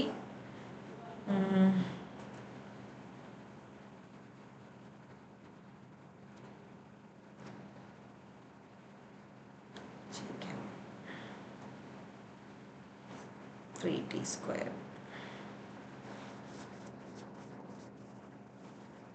3 தான் கேன்சல் பண்ணிட்டேன்லடா. இதடா T கியூப் மட்டும்தானே இருக்குது, 3 கேன்சல் பண்ணிட்டேன்ல. அதான் நான் யோசிச்சேன். T கியூப் மட்டும்தான் இருக்குது. ஸோ இப்போ நீங்கள் இங்கேயும் T கியூப் மட்டும் கொடுத்தா போதும். ஜஸ்ட் T பவர் 5 மட்டும் வரும். சரி, ஓகே. ஸோ இப்போ T cube plus 3T power 5 அப்படின்னு சொல்லி கொடுத்தாச்சு. ஸோ இந்த பவரில் வேல்யூ, பவர் எப்போ கண்டுபிடிக்கணும்? Power develop but T equal to 2 second இல்லையா? ஸோ இப்போ இந்த பவர் ஃபார்முலாவில் T இருக்கிற இடத்துல நம்ம 2 செகண்ட் நம்ம என்ன பண்ணோம்? சப்ஸ்டியூட் பண்ணோம். அப்போ power is equal to 2 cube by 2 plus 3 into 2 power 5. Okay, so இப்போ 2 கியூப் வந்து நமக்கு 8ன்னு கிடைக்கும் இல்லையா? Power is equal to 2 cube 8ன்னு கிடைக்கும். அப்போ 8 பை 2 கொடுத்துடலாம். Plus 3 into 2 power 5 plus 3 into 2 power 5 நமக்கு 32 ஆகும். ஓகே, அப்போ 8 பை 2 நம்ம 4 கொடுக்கலாம். 3 இன்டூ 32 நமக்கு 96 ஆகும். ஸோ டோட்டல் 100 வாட்டுங்கிறது ஃபைனல் ஆன்சர். ஓகே, 100 வாட்டுங்கிறது ஃபைனல் ஆன்சர். ஸோ ஆப்ஷன் ஏல இருக்கு. பவர் ஃபோர்ஸ் இன்ட்டு வெலாசிட்டி நமக்கு என்ன கொடுத்துருக்காங்க? வெலாசிட்டி கொடுக்கல, ஃபோர்ஸ்லேருந்து வெலாசிட்டி கண்டுபிடிச்சு மறுபடியும் அந்த இடத்துல சப்ஸ்டியூட் பண்ணியிருக்கோம், வேறு எதுவும் இல்லை. ஓகே, இனி நம்ம நெக்ஸ்ட் கொஸ்டின் பார்க்கலாம். நெக்ஸ்ட் கொஸ்டின் பாருங்க. Particle of mass. இந்த கொஸ்டின் நல்லா கவனிங்க, இதுவும் simple question. A particle of mass m moving in a circular path of constant radius r such that its centripetal acceleration varies with the time. That AC is equal to k square r square t square னு கொடுத்திருக்காங்க. ஒரு particle mass m இருக்குது, circular பாத்தில் travel ஆகுது. ஒரு particle இருக்குது, அதோட mass நமக்கு m னு கொடுத்திருக்காங்க. ஸோ அப்போ அது ஒரு சர்க்குலர் பாத்தில் ட்ராவல் ஆகுது. இப்போ பார்ட்டிகல் மாஸ் இங்கே நமக்கு இருக்குதுன்னா சர்க்குலர் பாத்தில் ட்ராவல் ஆகும்பொழுது அதில் எத்தனை வகையான ஃபோர்ஸ் ஆக்சலரேஷன் ஆக்ட் ஆகும்? சென்டரில் நமக்கு சென்ட்ரிபிட்டல் ஃபோர்ஸும், இந்த சைடில் நமக்கு டான்ஜென்ஷியல் ஃபோர்ஸும் ஆக்ட் ஆகும். இப்போ இந்த ரெண்டையும் கான்செப்டை இன்க்ளூட் பண்ணி தான் இதை கொஷின் கேட்டிருக்காங்க. கொஷின் பாருங்க. Particle mass m moving in a circular path constant radius r such that its centripetal acceleration is with the time எவ்வளவு கொடுத்திருக்காங்க? AC is equal to k square r t square. k ங்கிறது constant. இதை கொடுத்துட்டு the power delivered to the particle by the force acting on it. Okay, right? நமக்கு இது மேல act ஆகக்கூடிய ஃபோர்ஸ்னால உண்டாகக்கூடிய அந்த பவர், டெலிவர் ஆகக்கூடிய அந்த பவரோட வேல்யூ என்னன்னு நம்ம கண்டுபிடிக்கணும். 2022 ஜூன்ல கேட்ட ஒரு கொஸ்டின். இப்போ பார்ட்டிகல்னு எடுத்துக்கிட்டாலே இதுக்கு நமக்கு என்ன இருக்கு? டான்ஜென்ஷியல் ஆக்சலரேஷனும் உண்டு, நமக்கு சென்ட்ரிபிட்டல் ஆக்சலரேஷனும் உண்டு. டான்ஜென்ஷியல் ஆக்சலரேஷனும் உண்டு, சென்ட்ரிபிட்டல் ஆக்சலரேஷனும் உண்டு. இந்த டேர்ம்ஸை நீங்கள் மைண்டில் வச்சுக்கணும். சென்ட்ரிபிட்டல் ஆக்சலரேஷன் டேர்ம் அவங்க டைரக்டாக கொடுத்துருக்காங்க. Centripetal acceleration AC is equal to k square r t square சொல்லி கொடுத்துருக்காங்க. ஸோ சென்ட்ரிபிட்டல் ஆக்சலரேஷன் ஃபார்முலா என்னது? சென்ட்ரிபிட்டல் ஆக்சலரேஷன் நம்ம என்னன்னு சொல்லலாம்? v ஸ்கொயர் பை ஆர்னு சொல்லலாம் இல்லையா? v ஸ்கொயர் பை ஆர்னு சொல்லலாம். ஸோ இப்போ v square by r is equal to k square r t ஸ்கொயர்னு சொல்லலாம். இதுலேருந்து நீங்கள் v வெலாசிட்டி கண்டுபிடிக்கிறதா இருந்தால் நம்ம என்ன பண்ணிக்கலாம்? v square is equal to r எங்கே சென்ட் பண்ணிட்டீங்கன்னா k ஸ்கொயர் ஆர் ஆல்ரெடி அங்கே சென்ட் பண்ணுறீங்க, அதுலேயும் ஒரு ஆர் இருக்குது. அப்போ ஆர் ஸ்கொயர் டி ஸ்கொயர்னு சொல்லி கிடைக்கும்.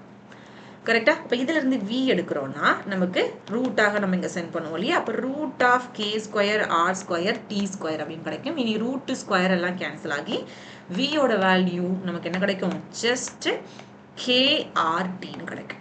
v யோட வேல்யூ நமக்கு என்ன கிடைக்கும் krt krt கிளியரா இருக்கா இப்போ வரைக்கும் ஓகே இல்ல ரைட் சரியா சரி இது இருக்கட்டும் ஸோ இப்போ உங்களுக்கு சென்ட்ரிபிட்டல் ஆக்சலேஷன் வந்து ஒரு வெலாசிட்டி நம்ம கண்டுபிடிச்சிட்டோம் இனி நம்ம அதில் என்ன கண்டுபிடிக்கணும் இனி டான்ஜென்ஷியல் ஆக்சலேஷனோட அதை ஈக்குவேட் பண்ணணும் டான்ஜென்ஷியல் ஆக்சலேஷன் என்னது tangential acceleration at is equal to dv by dt இல்லையா tangential acceleration at is equal to dv by dt இல்லையா ரைட் ஸோ இப்போ நமக்கு dv by dt க்கு நம்ம இப்போ தானே கால்குலேட் பண்ணோம் dv by dt யோட v யோட வேல்யூ கால்குலேட் பண்ணோம் தட் இஸ் krt ஸோ இப்போ நமக்கு அதை சப்ஸ்டியூட் பண்ணலாம் okay dv by dt at is equal to dv இருக்க இடத்துல krt இங்கே ஒரு dt இருக்கு இல்லையா ரைட் இங்கே என்ன இருக்கு ஒரு டைம் இருக்கு ஸோ எனிவே நமக்கு இந்த டைமை நம்ம என்ன பண்ணிக்கலாம் கேன்சல் பண்ணிடலாம் அப்போ நமக்கு நார்மல் டான்ஜென்ஷியல் ஆக்சலேஷனோட value tangential acceleration value just kr மட்டும் கிடைக்கும் நான் dt t கொண்டு ஈக்குவேட் பண்ணியிருக்கேன் அப்போ நமக்கு என்ன கிடைக்குது kt மட்டும் கிடைக்குது ஓகே kr மட்டும் கிடைக்குது அப்போ டான்ஜென்ஷியல் ஆக்சலேஷன் ஆல்ரெடி இருக்கு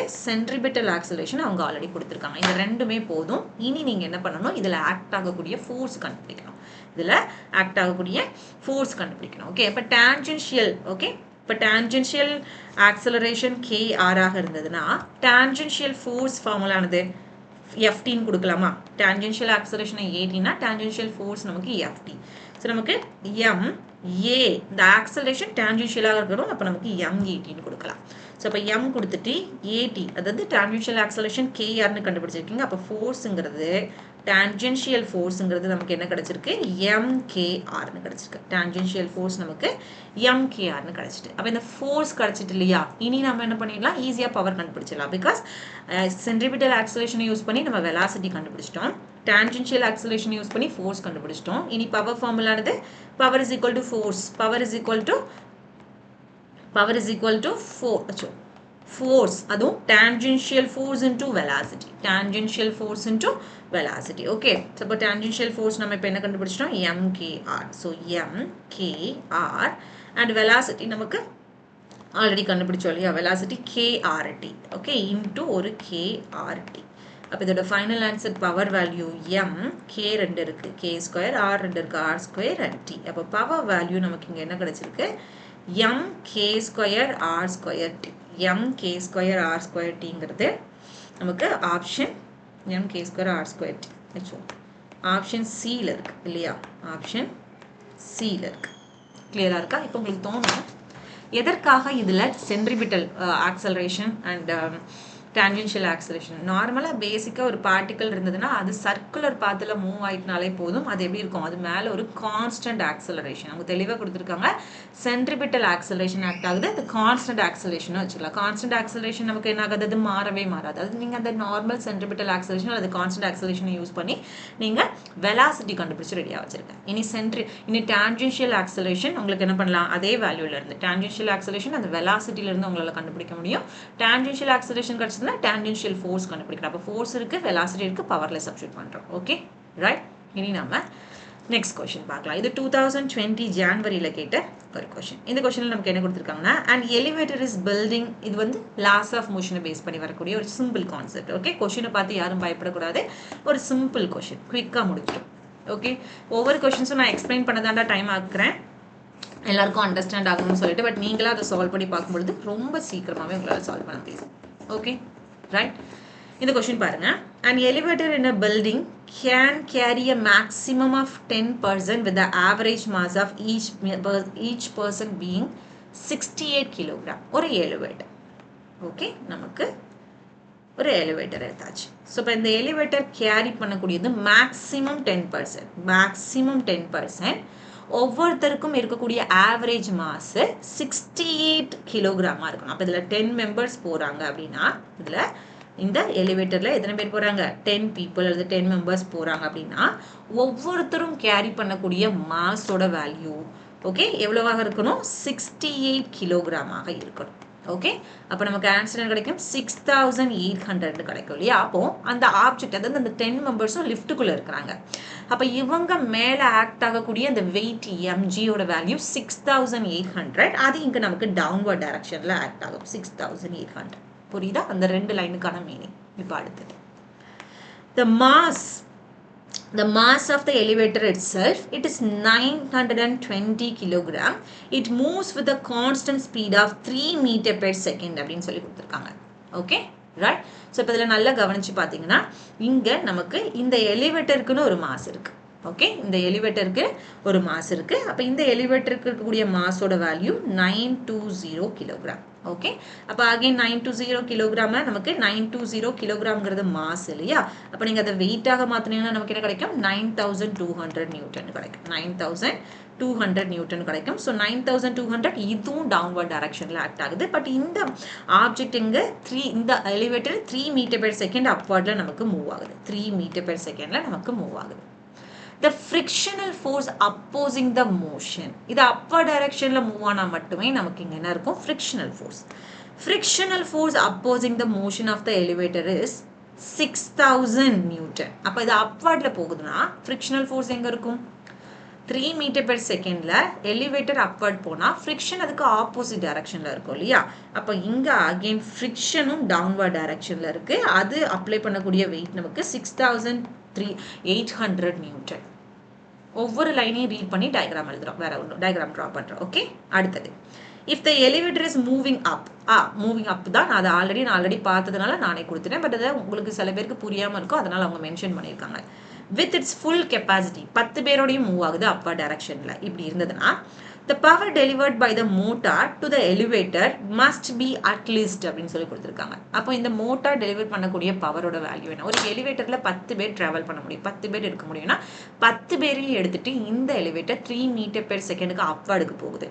அப்போ இது அப்வர்ட் போகுதுனால ஆப்போசிட் டைரக்ஷன்ல ஒரு ஃப்ரிக்ஷன் இருக்கு. அதோட weight value 6800 okay, 6000 just 6000 newton. Okay, then அதுல 10 பேர் இருக்காங்கன்னா 10 பேரோட மாஸ் 68 கிலோகிராம்னா 10 பேரோட வெயிட் 6800 நியூட்டன். அது போக அந்த லிஃப்ட்டுக்குன்னு ஒரு வெயிட் இருக்கு. அது எவ்வளோ?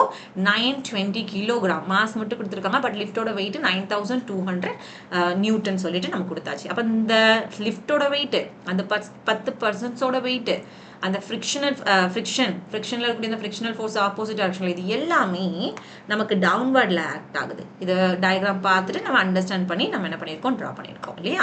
அப்போ இந்த மாதிரி கேஸில் இந்த மோட்டார் எவ்வளோ பவரை டெலிவர் பண்ணணும்? கரெக்டாக அந்த 3 மீட்டர் பெர் செகண்ட்ல இது அப்வர்டுக்கு போகணும்னா அது நமக்கு தெரிஞ்சுக்கணும் இல்லையா? ரைட். அப்போ மோட்டார் டெலிவரி பண்ணக்கூடிய பவர்னா எனக்கு power is equal to force into velocity. Power ஃபார்முலானது force into velocity. First of all நான் என்ன கண்டுபிடிக்கணும்? ஃபோர்ஸ் கண்டுபிடிக்கணும். எத்தனை வகையான ஃபோர்ஸ் இருக்குங்க? லிஃப்டோட பர்சன்ஸோட வெயிட் டவுன்வர்ட்ல, லிஃப்டோட வெயிட் டவுன்வர்ட்ல ஃப்ரிக்ஷனல் ஃபோர்ஸ் இருக்கு இல்லையா? ரைட். அப்போ டோட்டல் ஃபோர்ஸ் நான் இங்கே கண்டுபிடிக்கணும். அப்போ நமக்கு பர்சன்ஸோட வெயிட் 6800, லிஃப்ட்டுக்குன்னு ஒரு வெயிட் இருக்கு 9200, ஃப்ரிக்ஷனல் ஃபோர்ஸ் ஒரு 6000. அப்போ இது எல்லாத்தையும் ஆட் பண்ணும்போது நமக்கு என்ன கிடைக்கும்? 22000 நியூட்டன் கிடைக்கும். 22000 நியூட்டன் ஃபோர்ஸ் நமக்கு கிடைச்சிட்டு. இனி வெலாசிட்டி 3 மீட்டர் பெர் செகண்ட் அது அப்வர்டுக்கு போயிட்டு இருக்கு. இனி பவர்ல நம்ம என்ன பண்ணா போதும்? சப்ஸ்டிட் பண்ணா போதும். இப்போ power is equal to force into velocity. நமக்கு ஃபோர்ஸ் வந்து 22,000 ஓகே இன்டூ நமக்கு வெலாசிட்டி வேல்யூ 3 இல்லையா? ஸோ இப்போ ஆன்சர் 66,000 சொல்லி கிடைக்கும். 66,000 வாட்னு சொல்லி கிடைக்கும். ஸோ நமக்கு ஆப்ஷன் ஏல இருக்கு. 66,000 வாட்டுங்கிறது இங்க இருக்கு, ஆப்ஷன் ஏல இருக்கு. கிளியரா இருக்கா? ரைட். இனி நம்ம என்ன பண்ணலாம்? நெக்ஸ்ட் கொஸ்டின் பார்க்கலாம். நெக்ஸ்ட் கொஸ்டின் JEE 2021ல கேட்ட ஒரு கொஸ்டின். JEE 2021ல கேட்ட ஒரு question. A ball with a speed of 9 meter per second collides with another identical ball at rest. Okay, அப்போ நமக்கு இங்கே ஒரு பால் இருக்கு, இன்னொரு பால் இருக்கு. ஓகே, ஸோ இது ரெண்டுமே ஐடென்டிக்கல். ரெண்டுமே எப்படி இருக்கு? ஐடென்டிக்கலாக இருக்கு இல்லையா? ஸோ அப்போ ஒரு பால் நமக்கு எப்படி இருக்குங்க? ரெஸ்ட்ல இருக்கு. After the collision the direction of each ball makes the angle of 30 degree with the original direction அப்படின்னு சொல்லியிருக்காங்க. ஓகே, அப்போ இந்த பால் நமக்கு இதோ இந்த டைரக்ஷன்ல எப்படி போகுதுன்னா இந்த ஒரிஜினல் டைரக்ஷன்ல இருந்து இங்க வரக்கூடிய பால் நமக்கு வந்து கொலாய்ட் ஆகுது. ரெஸ்ட்ல இருக்கக்கூடிய ஒரு பால் நமக்கு என்ன ஆகுது? கொலாய்ட் ஆகுது. ரெஸ்ட்ல இருக்கக்கூடிய ஒரு பாலோட வந்த பால் நமக்கு என்ன ஆகுது? கொலாய்ட் ஆகுதுன்னா after the collision. Okay, after the collision அது எப்படி மூவ் ஆகுதுன்னு சொல்லி கொடுத்துருக்காங்க 30 டிகிரியில். ஆஃப்டர் த கொலிஷன் எஸ் இங்க இருக்கு, பின்னாடி இருக்கு. எஸ், ஆஃப்டர் தி கொலிஷன் நமக்கு 30 டிகிரியில். அப்போ ஆஃப்டர் தி கொலிஷன் 30 டிகிரினா இப்போ ஃபர்ஸ்ட் பாலோட மாஸ். ஓகே, இந்த ஃபர்ஸ்ட் பால், இது செகண்ட் பால் இல்லையா?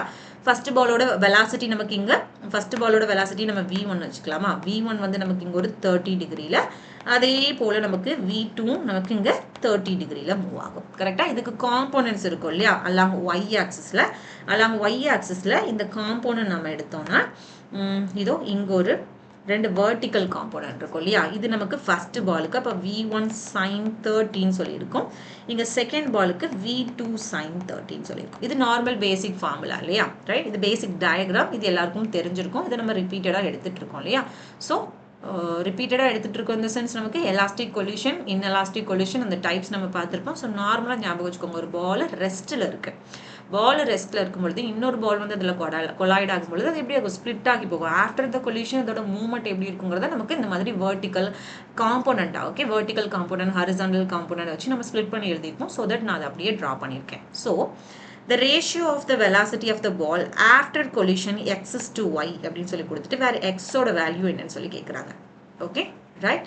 ஸோ இப்போ நமக்கு இங்கே கன்சர்வேஷன் ஆஃப் மூமெண்டம் இல்லையா, ரைட். ஸோ இப்போ final value initial before collision after collision ரெண்டும் நமக்கு எப்படி இருக்கும், ஈக்குவலாக இருக்கும் இல்லையா, ரைட். ஆஃப்டர் கொலிஷன் நமக்கு பிஃபோர் கொலிஷன் ஆஃப்டர் கொலிஷன் ரெண்டும் ஈக்குவலாக இருக்கும். ஸோ அப்போ அந்த வகையில் நமக்கு பார்த்தோன்னா இனிஷியலாக நமக்கு 0 is equal to இந்த கேஸில் நமக்கு m1, okay, m1 V1 sin angle கொடுத்துருக்காங்க 30 degree minus m2 V2 sin நமக்கு 30 டிகிரி. கரெக்டா, ஓகே, ஜஸ்ட் வேல்யூஸ் மட்டும் கொடுக்க போகிறோம். ஸோ இப்போ இந்த டேர்மை நம்ம இங்கே எடுத்துகிறோம் பிகாஸ் இது 0னால. அப்போ m2 V2 sin 30 degree it is equal to m1 V1 sin 30 degree. இப்போ நிறைய சிமிலர் டேர்ம் இருக்குன்னு சொல்லலாம் பிகாஸ் இது ரெண்டுமே ஐடென்டிக்கல், ரெண்டு பால் நம்ம யூஸ் பண்ண ரெண்டு பாலுமே என்னது identical. Since it is identical நமக்கு m1ம் m2ம் சேம் மாஸ் தான் இருக்க போகுது இல்லையா, m1ம் m2ம் m-ஆ தான் இருக்கும். அப்போ அதை ஈஸியாக கேன்சல் பண்ணிடலாம். sin 30 1/2 கொடுத்தீங்கன்னா இங்கே ஒரு 1/2 இருக்கும், அப்போ அதையும் கேன்சல் பண்ணிடலாம். அப்போ V1 it is equal to V2 கிடைக்கும், V1 is equal to V2 கிடைக்கும். ஸோ V1 by V2 ஓட வேல்யூ ரேஷியோ தானே x is to y தானே கொடுத்துருக்காங்க, அதோட ரேஷியோ நமக்கு 1ன்னு சொல்லி கிடைக்கும், ரேஷியோ கிடைக்கும் 1ன்னு சொல்லி கிடைக்கும். ஓகே, ஸோ இப்போ இந்த வேல்யூ நம்ம என்னன்னு கொடுத்துக்கலாம், answer it is 1 is the answer. Okay, இனி நெக்ஸ்ட் கொஸ்டின் பாருங்க. இது நமக்கு ரீசெண்டாக கேட்ட கொஸ்டின், ரீசெண்டாக 2026 ஜான்வரியில் கேட்ட கொஸ்டின். என்ன கேட்டிருக்காங்க, an object is projected with the kinetic energy. இப்போ ப்ரொஜெக்ஷன் மீன்ஸ் நமக்கு மோஷன் பிளேனில் இருக்கக்கூடிய கான்செப்ட் இதில் நம்ம அப்ளை பண்ண போகிறோம். Okay, right. இப்போ இங்கே நமக்கு ஒரு ஆப்ஜெக்டை நம்ம என்ன பண்ணுறோம், ப்ரொஜெக்ட் பண்ணுறோம். எவ்வளோ ப்ரொஜெக்ட் பண்ணுறோம், நமக்கு ஒரு 60 டிகிரியில் நம்ம ப்ரொஜெக்ட் பண்ணுறோம். ப்ரொஜெக்ட் பண்ணக்கூடிய ஆப்ஜெக்ட் நமக்கு எப்படி இருக்குது, 60 degree with the horizontal. The ratio of the difference in kinetic energy at the point B and சின்னு சொல்லி கொடுத்துருக்காங்க. ஆக்சுவலாக இதில் ஒரு டயக்ராம் உண்டாகும். ஓகே, ஸோ இங்கே ஒரு ஏங்கிற பாயிண்ட் இருக்கும், இதில் பின்னு ஒரு பாயிண்ட் இருக்கும். ஸோ இதை கொஞ்சம் எக்ஸ்டெண்ட் பண்ணி இங்கே சின்னு ஒரு பாயிண்ட் இருக்கும். ஓகே, பட் இங்கே கால்குலேட் பண்ண சொல்கிறது வந்து the ratio of the difference in kinetic energy at the point B and C. Okay, பிங்கிற பாயிண்ட்லையும் சிங்கிற பாயிண்ட்லையும் இருக்கக்கூடிய கைனடிக் எனர்ஜியோட ரேஷியோ என்ன, இந்த ஆப்சன்ஸ் ஆஃப் ஏர் ஃப்ரிக்ஷன் சொல்லியிருக்காங்க. ஏர் ஃப்ரிக்ஷன் இல்லாத டைமில் நமக்கு கைனடிக் எனர்ஜியோட ரேஷியோ பிங்கிற பாயிண்ட்லையும் சிங்கிற பாயிண்ட்லையும் இதோட வேல்யூ என்னன்னு சொல்லி கேட்டிருக்காங்க. ஓகே, ஸோ இது நார்மலாக பேசிக்காக ஒரு ப்ரொஜெக்டைல் மோஷனில் நம்ம படிச்சிருக்கோம்.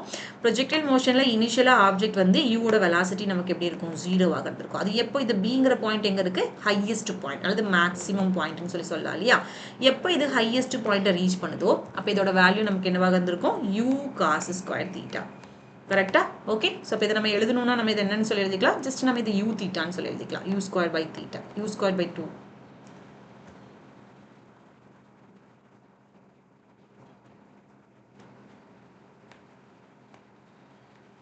Okay, right. ஸோ இப்போ நம்ம என்ன பண்ணலாம், ஜஸ்ட்டு 2 பாயிண்ட்டோட ரேஷியோ, 2 பாயிண்ட்ல கூடிய கைனடிக் எனர்ஜியோ ரேஷியோ என்ன பாயிண்ட், பிங்கிற பாயிண்ட் அண்ட் சிங்கிற பாயிண்ட். அது சிங்கிற பாயிண்ட் ரீச் பண்ணும் பொழுது அதோட வேல்யூ நமக்கு என்னன்னு கிடைக்கும், யூன்னு தான் கிடைக்கும் இல்லையா. சிங்கிற பாயிண்ட் ரீச் பண்ணும்பொழுது அதோட பாயிண்ட் நமக்கு யூன்னு தான் கிடைக்கும். பட் பிங்கிற பாயிண்ட்ல நமக்கு u/2ன்னு சொல்லிட்டு கிடைக்கும் இல்லையா.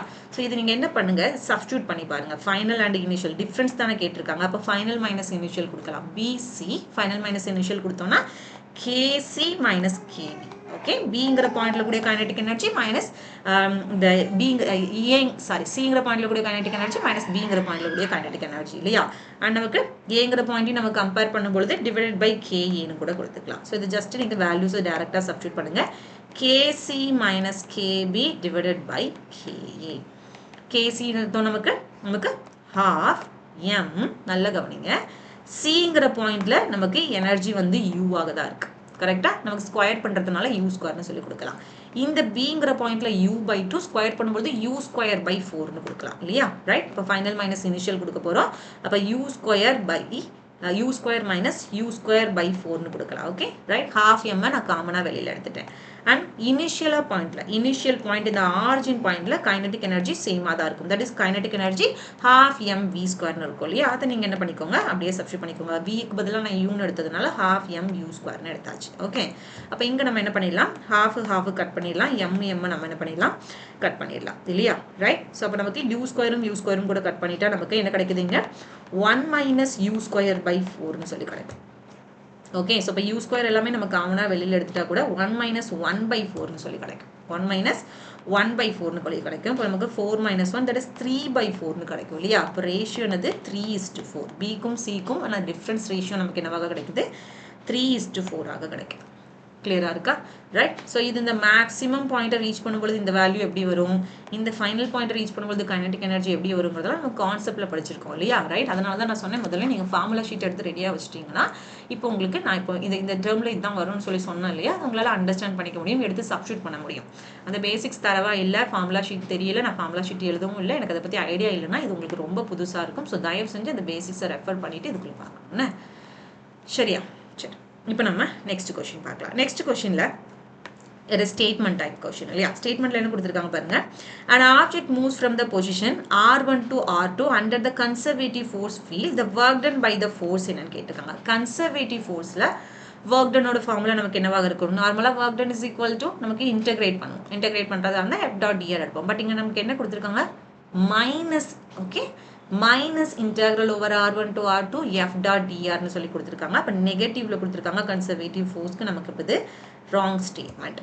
And next statement, any object is moving from one location to another location can follow the infinite number of paths. Therefore, the amount of work done by the object changes with the path this follows the conservative force அப்படின்னு சொல்லியிருக்காங்க. Conservative ஃபோர்ஸுங்கிறது நமக்கு எப்பவுமே பார்த்து நமக்கு எப்படி இருக்கும், depend பண்ணியிருக்கோம் இல்லையா? கன்சர்வேட்டிவ் ஃபோர்ஸுங்கிறது நமக்கு எப்படி இருக்கும், பார்த்து நமக்கு டிபெண்ட் பண்ணியிருக்கோம். Any object is moving from one location to another location can follow the infinite number of paths. So therefore the amount of work done by the object changes with the path, it follows the conservative force. அப்போ இந்த ஸ்டேட்மெண்ட்டும் நமக்கு wrong. அப்போ ரெண்டு ஸ்டேட்மெண்ட்டும் நமக்கு ராங்காக இருக்கிறதுனால both statement 1 and 2 are true or 2 are ஃபால்ஸ்னு கொடுத்துட்டு ஆப்ஷன் என்ன கொடுத்துக்கலாம், 4 கொடுத்துக்கலாம். ஆப்ஷன் 4. இதுவும் நமக்கு JEE மீன்ஸ் நமக்கு 2026ல கேட்ட ஒரு கொஸ்டின். இனி நெக்ஸ்ட் கொஸ்டின் பாருங்க. ஆக்சுவலாக இந்த கொஸ்டின் நம்ம ஆல்ரெடி சால்வ் பண்ணிட்டோம். இந்த கொஸ்டின் நான் ரிப்பீட் பண்ணியிருக்கேன் இல்லையா? இந்த கொஸ்டின் நம்ம ஆல்ரெடி சால்வ் பண்ணியிருக்கோம். Wait a minute, I'll show you.